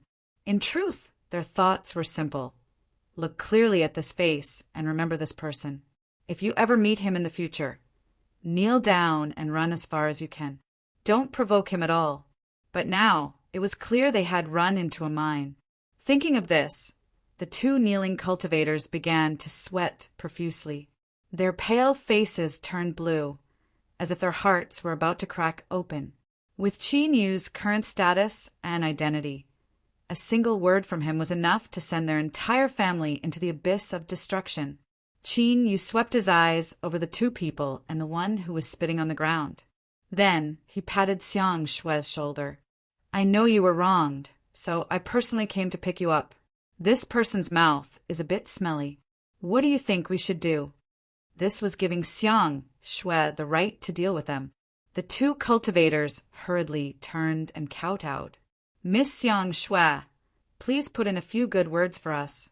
Our young master was momentarily angry and didn't intentionally offend you. Xiang Shue wiped her eyes, gratitude filling her heart. She certainly knew Qin Yu's goal in saying this, especially when he said he would personally pick her up. Qin Yu hadn't forgotten her. He still remembered her. Xiang Shue took a deep breath and looked at them. She said in a low voice, It isn't anything serious. I won't lose any face if I say a few words, so let's just forget it. Qin Yu frowned. Forget it? Xiang Shue nodded. Qin Yu hesitated for a moment. Consider yourself lucky. Now screw off. The two cultivators' faces were filled with the ecstasy of surviving a disaster. They grabbed the one who was still twitching and spitting, and dragged his feet as they turned around and ran. The person's head hit the stairs, and with a thud, he disappeared in the blink of an eye. What nonsense! If they didn't hurry up and leave, were they waiting for Miss Ninth to change her mind? Of course, even though he escaped quickly today, he still had to give an explanation afterward. Otherwise, did he really think that this matter would end just like that? Haha, he was simply too naive. If he knew what was good for him, he would have taken the initiative to attack. If he didn't, he would have waited for Qin Yu to arrive, and the result would have been miserable. I just happened to be a little hungry after rushing all the way here. Let's sit down and eat something before we leave. Qin Yu pulled out a chair for Xiang Shue and sat down beside her. There was no need to expel them, and no one dared to continue staying here. In the blink of an eye, the entire third floor was empty.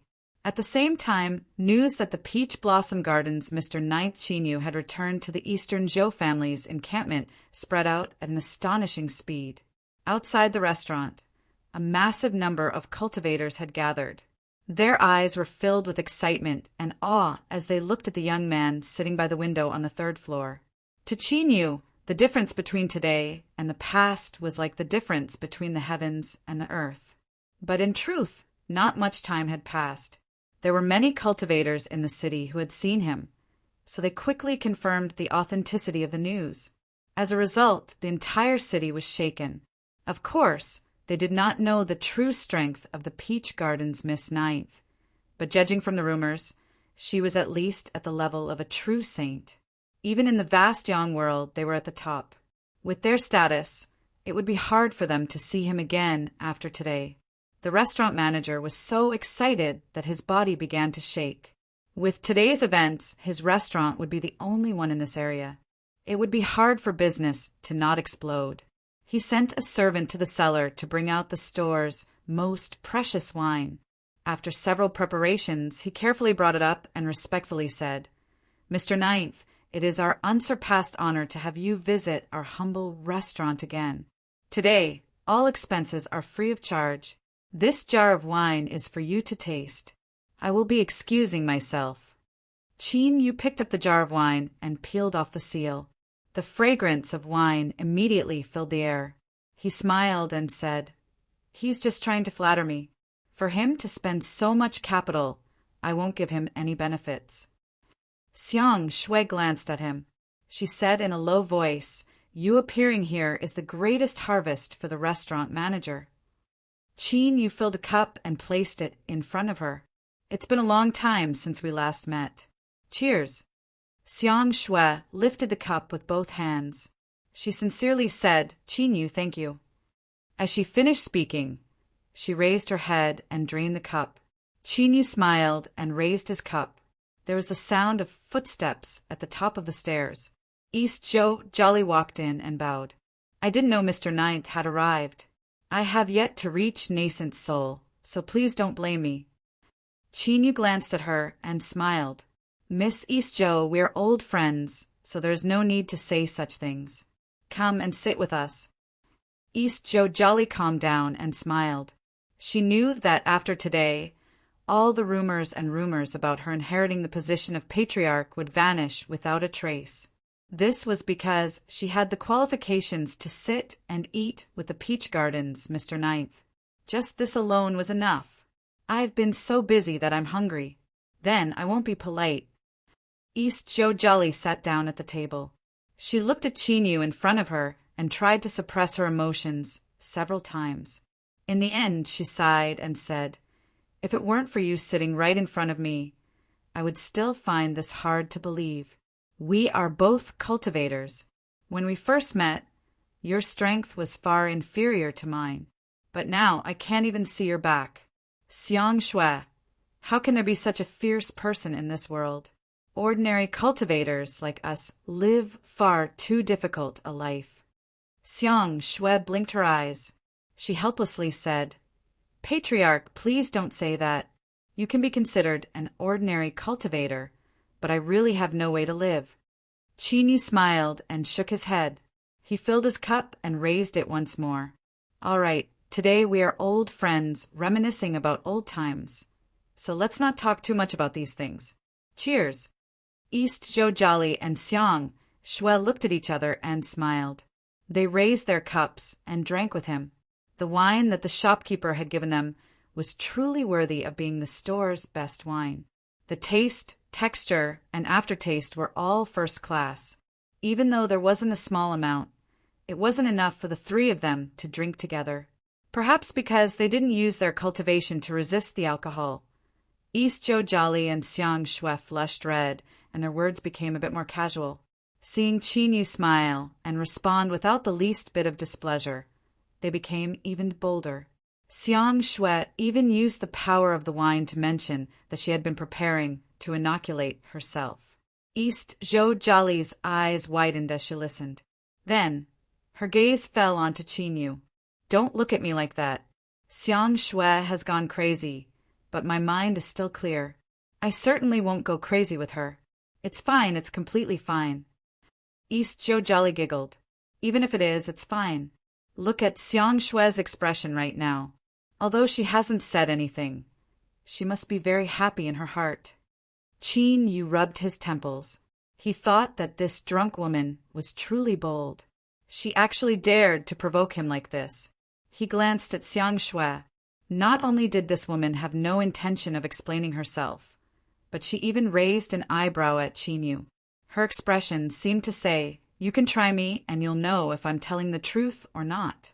The wine was finished and the cups were in a mess. Qin Yu placed the cup on the table. He looked at Xiang Shui and said, "Have you decided? You really won't come with me?" There were some things that didn't need to be explained too clearly. From the moment Xiang Shui chose not to pursue the matter, Qin Yu had already understood. The air fell silent. East Zhou Jolly looked at Xiang Shui. Her lips moved, but she didn't speak. Her eyes revealed a trace of anxiety.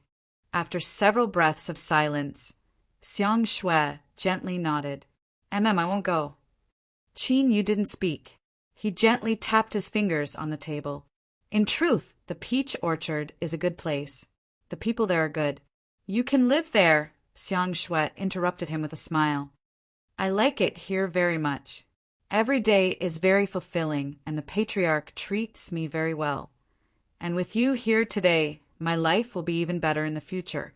Perhaps at some point I will choose to find a man and start a new life. This is enough for me. I'm quite satisfied with it." Qin Yu nodded. I respect your choice. He looked at East Joe Jolly. East Joe family head. Then I will hand her over to you. If Xiang Shui really marries in the future, just send someone to the peach orchard to send a message. I will personally congratulate her. East Joe Jolly nodded. Mr. Ninth, rest assured. As long as I am here, I will not allow Xiang Shui to suffer any grievances. The change in how she addressed him meant that the weight of her words was different. Today he had made a promise. Unless it was a trouble that the entire East Zhou family head couldn't resist, if Xiang Shui were to suffer any grievances, that would be the same as giving Qin Yu a handle to use against her. Thus, these words were heavy. Qin Yu nodded. He looked at Xiang Shui and said, "Take good care of yourself. If you change your mind one day, the peach orchard will always welcome you." He stood up. "I'm leaving." As he spoke, he took a step forwards and instantly vanished. Xiang Shui was stunned. Her eyes turned red, and she quickly wiped them away. She said in a low voice, "How shameful. I've let the patriarch see a joke." East Zhou Jolly reached out and hugged her. "You silly woman, why did you refuse Qin Yu? I can see that although he is the high and remote peach orchards, Mr. Ninth, his feelings towards you haven't changed too much. Letting you go is also a sincere act. Do you know how many people in the entire vast young world want to curry favor with him, but they can't find even the slightest chance?" Xiang Shui lay in her arms, her voice a bit muffled. "I know that Qin Yu hasn't changed. Otherwise, he wouldn't have come looking for me." She looked up. "But there are some people who are destined to be nothing more than passers-by in your life. They walk too fast and too high. We cannot catch up to them. Even if we are forcefully pulled up, we cannot withstand the cold at such heights. We can only survive under the protection of their wings. Perhaps Qin Yu is willing, but I don't want to become his burden. Moreover, what sort of noblewoman is Miss Peach Maiden? If I go to the peach orchard, I fear she will be angry. A person should know their own limits. Rather than forcing things, I might as well stay here. With today's meal and Qin Yu's promise, no one will dare to provoke me again. From now on, I can live a happy life, and I won't need to be as cautious as I was before." A complex light flashed in East Zhou Jolly's eyes. If they were in each other's shoes, she didn't know if she could be as carefree as Xiang Shui. But there were some words that Xiang Shui had spoken correctly. Some people were destined to be nothing more than passers-by in your life. Perhaps they had left behind some indelible memories in your memories, but you didn't have the qualifications to walk with them. If you couldn't chase after them, you could only look up to them. East Zhou Jolly's eyes darkened. This was because, in the past, she had also had thoughts of a young girl yearning for love. Chapter 1338. Xiang Shui's refusal to leave was out of Qin Yu's expectation. But after thinking about it, it was in line with her character. This woman was smart, and she had a decisive heart. Otherwise, she wouldn't have said that she would follow him and directly crossed over the border. Xiang Shui decided to stay in the East Zhou family. Of course, it was not because she liked it, but because she thought it was her best choice. Qin Yu did not want to impose his will on her. Moreover, the yard master's body was in danger. The peach garden seemed to be very strong, but there was a crisis inside. It might not be a good thing to bring Xiang Shui back to the peach garden before the situation was clear. Qin Yu took a deep breath and calmed his emotions. His eyes lit up. He waved his hand to tear the space and stepped into it. Since Xiang Shui would not go to the peach garden, he did not need to go back. Now that time was tight. He might as well go straight to the World Zeroth. That's right. Qin Yu had decided to go there and explore. The problem was the yard master's condition, but ultimately it was because of Peach. Although he did not know the specific situation, the yard master's words implied that she was making arrangements. Qin Yu was naturally anxious. Peach was still alive today because the yard master used the Great Way as the foundation and did not hesitate to consume her Taoist connotation to forcibly prolong her life. If something happened to the yard master, the Great Way would collapse and Peach's soul would disappear. Qin Yu could not allow such a situation to happen. Therefore, he had to get the inextinguishable fire as soon as possible. After integrating it into the big furnace, he could use its power to successfully refine the Tao. At that time, even if the worst happened, Qin Yu could replace the yard master's position and continue to prolong Peach's life. Of course, the best choice was to find a way to remove the yard master's hidden danger in the world Zeroth. Qin Yu had promised Peach before he left the peach garden. He would do his best, but to be honest, Qin Yu was not sure whether he could do it or not. He could only take one step at a time. For the time being, getting the inextinguishable fire in the world Zeroth was Qin Yu's main goal. The existence of the world Zeroth was a secret. In the entire vast young world, there were only a few saints who were qualified to know about it. The reason was simple. Although no one could obtain the treasure left by the fallen ruler from the world Zeroth, there was still a possibility. The more people who knew about it, the more competitors there would be. Therefore, it was customary for cultivators who knew of the existence of the world Zeroth land to keep it a secret unless it was a special situation. Other than that, the world Zeroth land was hidden very deeply, which was also one of the main reasons. If it was placed at the side of the road, even 10,000 people would be able to keep it a secret and not say anything. People would be able to see it with one glance. Was there a need? With the yard master's background, of course, she knew the location of the Zeroth world. She even gave Qin Yu the key to enter. This was the third main reason why the Zeroth world was kept a secret. Very few people knew about it.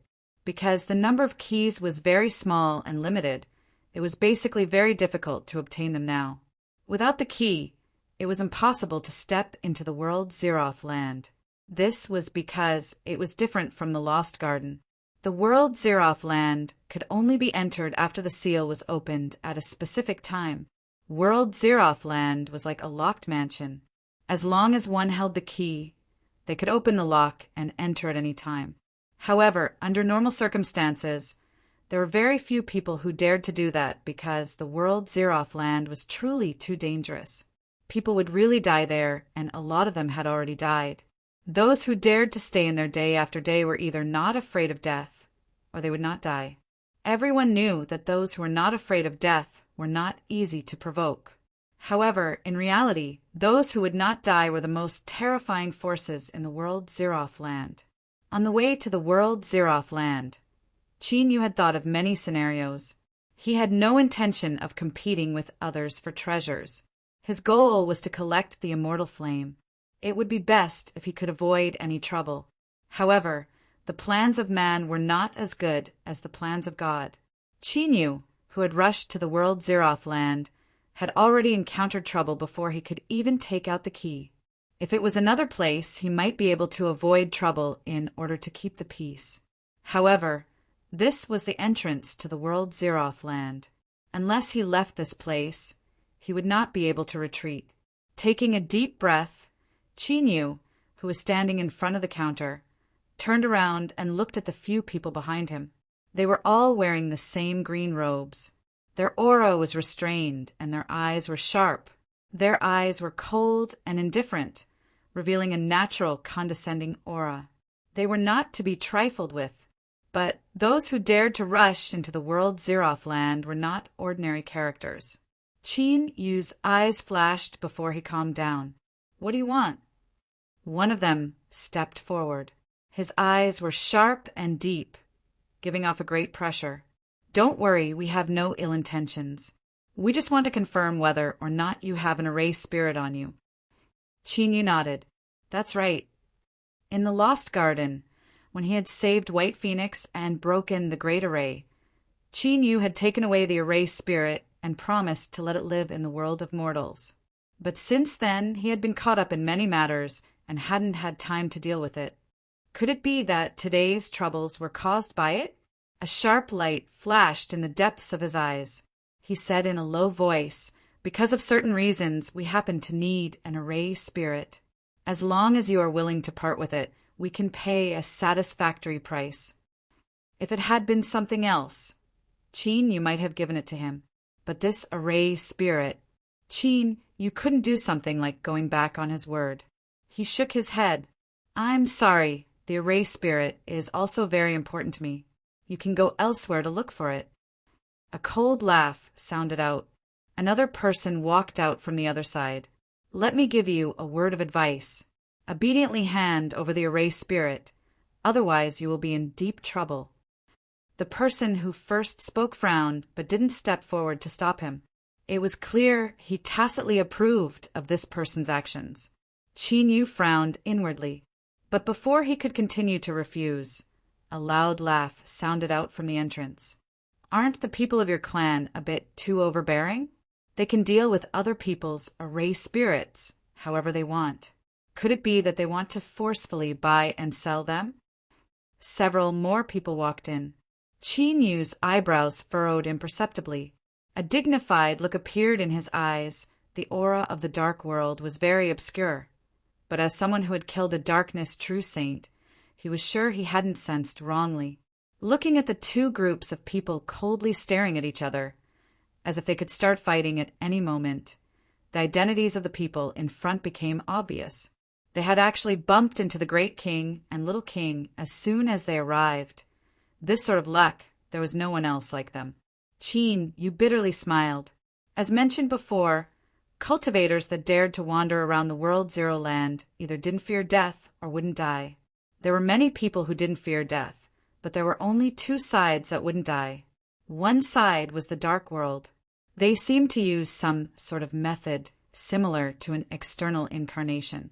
Even if they were killed, their true bodies would remain unharmed. Because there had been many cases of cultivators who had been killed re-entering the World Zero land, they were gradually determined to belong to the wouldn't die camp. The other side was a mysterious force. Up until now, no one had been able to obtain any accurate information about them. These people seemed to belong to some powerful clan. They were born with some sort of resurrection, bloodline power. Even if they were killed, they could still return after a period of time. The jade slip given by the yard master emphasized these two sides. Although it didn't say it explicitly, the general meaning was clear. It was best not to provoke these people. Qin Yu had already experienced the mysterious strength of the dark world. Since the other mysterious clan could resist them, it was clear that they weren't to be trifled with. Thinking of this, Qin Yu couldn't help but raise his hand to rub the space between his eyebrows. He felt that the warning from the yard master's jade slip was probably useless. Chapter 1339. Giant cities floated in the sky. Long streets crisscrossed with powerful cultivators coming and going. This city was called Mystic Cave. It was the most famous trading city in the surrounding worlds. Every day, a massive number of cultivators came in and out. This led to the development of other industries besides the trading industry. For instance, in order to prevent people from plotting against the city, Mystic Cave City implemented a strict curfew system.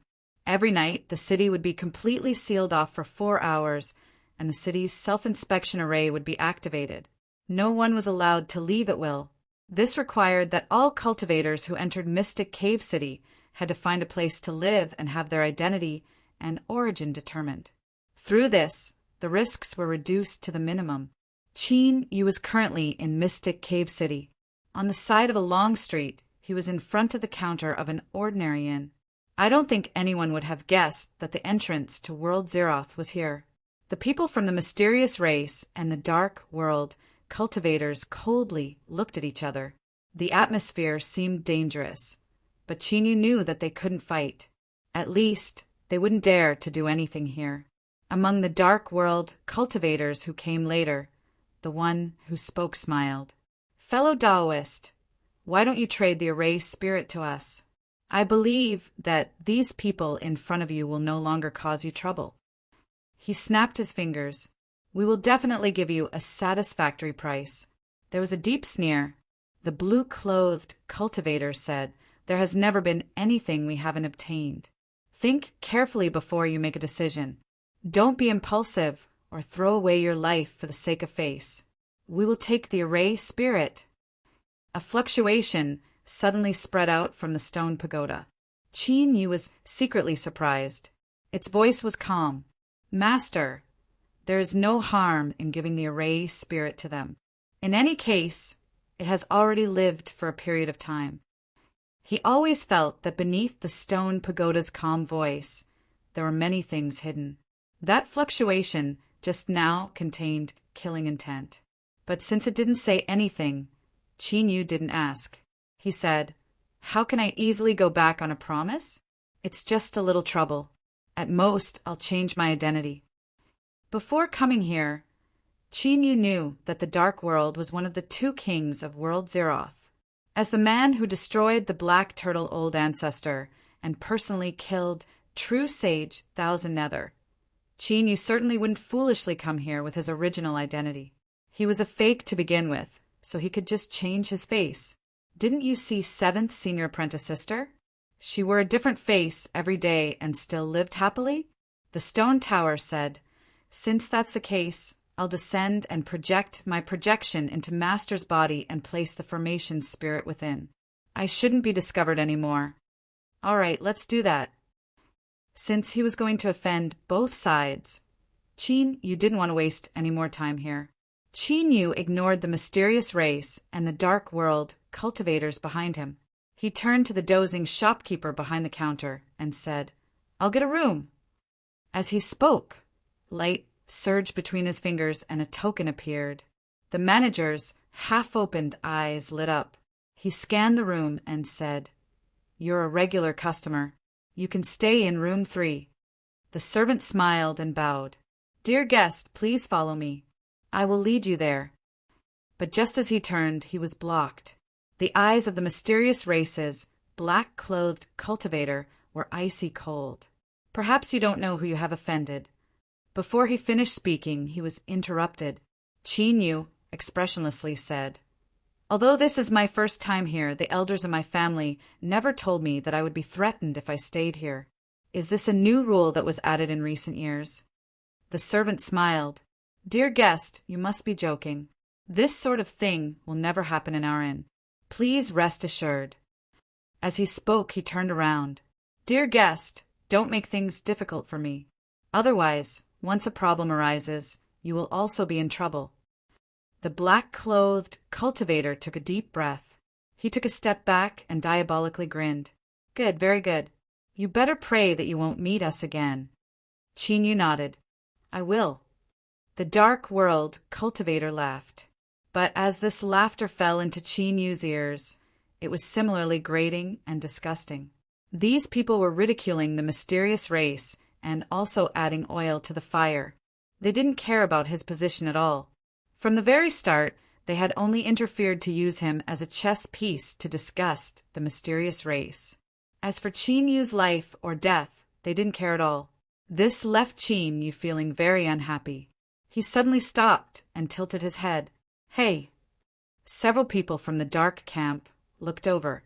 One of them smiled. "What is it? Did you change your mind?" "That's a very wise choice," Qin Yu lightly said. "Didn't anyone tell you that laughing in public is a very uneducated thing? You are just a bunch of country bumpkins who came from nowhere. How shameful." His voice wasn't loud or soft, but it was loud enough for everyone to hear. The tired shopkeeper behind the counter looked at Qin Yu, his eyelids twitching several times. He thought that the junior of an old customer wasn't simple at all. He hoped that his luck would be better and that his life would be as tough as his mouth. "You are seeking death."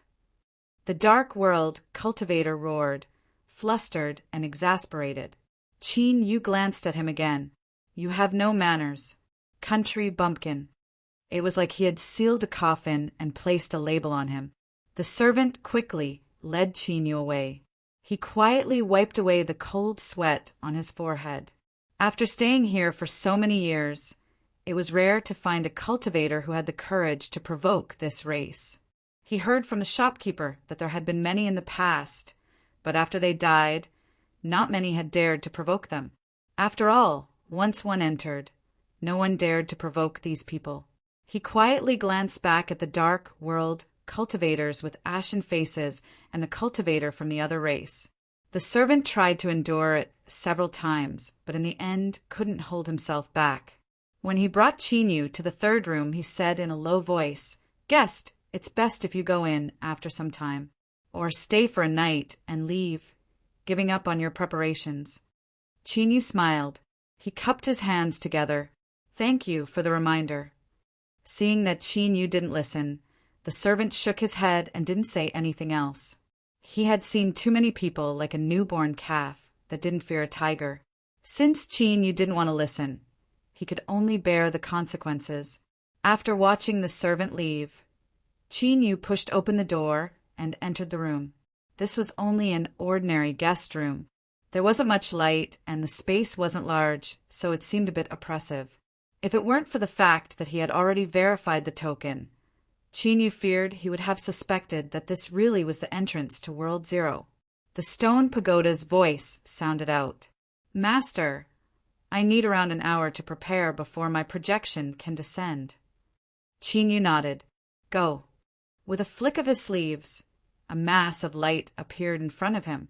"Array spirit, I have let you see what happened before. Since I have promised you something, I will definitely do it." The light mass fluctuated and a grateful voice sounded out. "Thank you, Lord Chinyu." It paused for a moment and then continued to say, "I can sense a very strong array formation. It is on the body of the person who first spoke to you. It is by relying on this array formation that they were able to sense my existence. Although I cannot determine the specific function of this array formation, it is extremely powerful. Lord Chinyu, please be careful." This was an unexpected harvest of news. The mysterious race, cultivators, actually had a great array formation on them. It should be used to investigate World Zero. Before he could even enter, he bumped into both big and small kings, neither soft nor hard. This wasn't a good omen for Chinyu. His eyes flashed, and he noted down this information. It would be best if he didn't use it in the future. If he bumped into it again, it might have an unexpected effect. "I understand. When the stone pagoda's projection descends, you can temporarily enter." Chinyu lifted his hand and grasped forward. The array spirit rapidly shrank into a dot of light and disappeared into his palm. An hour quickly passed. "All right." As the sound of the stone pagoda rang out, a phantom appeared in front of Chinyu. He lifted his hand and sent the light dot of the array spirit into it. The phantom of the stone pagoda vanished. Chinyu stood up and walked to the bed. Light surged in his palm, and the token that the yard master had given him appeared. He turned around and lay down on the bed. He closed his eyes, and a mass of light exploded in the depths of his consciousness. The scene of the creation of the world suddenly appeared in his mind. Shattering, tumbling, breaking clouds, howling winds, a towering gate that seemed to support the heavens stood there, as if it had opened up the entire world. The billowing sound was like a thunderclap, pouring into his ears and shaking his eardrums. "Thou, are you willing to enter my world and walk under me?" Chinyu was startled. "Disciple is willing." The moment he responded, the token in Chinyu's hand suddenly released a halo of light that covered him. Then the halo suddenly dispersed and dazzled like lightning. Chinyu, who was covered in it, had disappeared. The guest room was poorly lit and the layout was ordinary. The space was not big and was even a little low, making people feel depressed. Everything was the same as before. Behind the counter in the lobby, the tired shopkeeper frowned slightly. He glanced at the Jing area and couldn't help but shake his head in his heart. He thought to himself, "I wonder which old customer made a mistake and chose such an arrogant and rash young man as his inheritor. This token is probably going to be useless. What a pity, what a pity." Of course, although he sighed inwardly, the shopkeeper was just a gatekeeper. He would never interfere in things that he shouldn't. The shopkeeper had seen too many life and death situations over the years. Moreover, since he had chosen to come to this place, he should have been prepared to die. Ding! The door of the shop was pushed open from the outside and hit the antique bronze bell, making a crisp and rhythmic sound. The shopkeeper looked up and couldn't help but furrow his eyebrows. It was another unfamiliar face. To encounter two in a single day, this sort of situation was quite rare. Ling Xiao held his sword and walked in front of the counter. He paused for a moment and took out a token. "I'm here to stay." The gatekeeper's duty was to guard the door and allow those with keys to enter and leave. He didn't care about anything else. In simpler terms, he only recognized the keys and not the people. So, although the shopkeeper was surprised, he restrained himself and didn't reveal any of it. "Of course. Guest, please go to the Jing area." It was another old customer's token that hadn't appeared for a long time. He originally thought it would disappear forever, but now there was a new master. In the eyes of the gatekeeper, this was a good thing. Only when more people went in would there be a greater chance of success. Moreover, he could make up for the depression caused by the broken token. This was because over the years, it had been proven that any token that fell into the hands of that clan would never see the light of day again. He subconsciously calculated the time. The person who just went in should have arrived by now.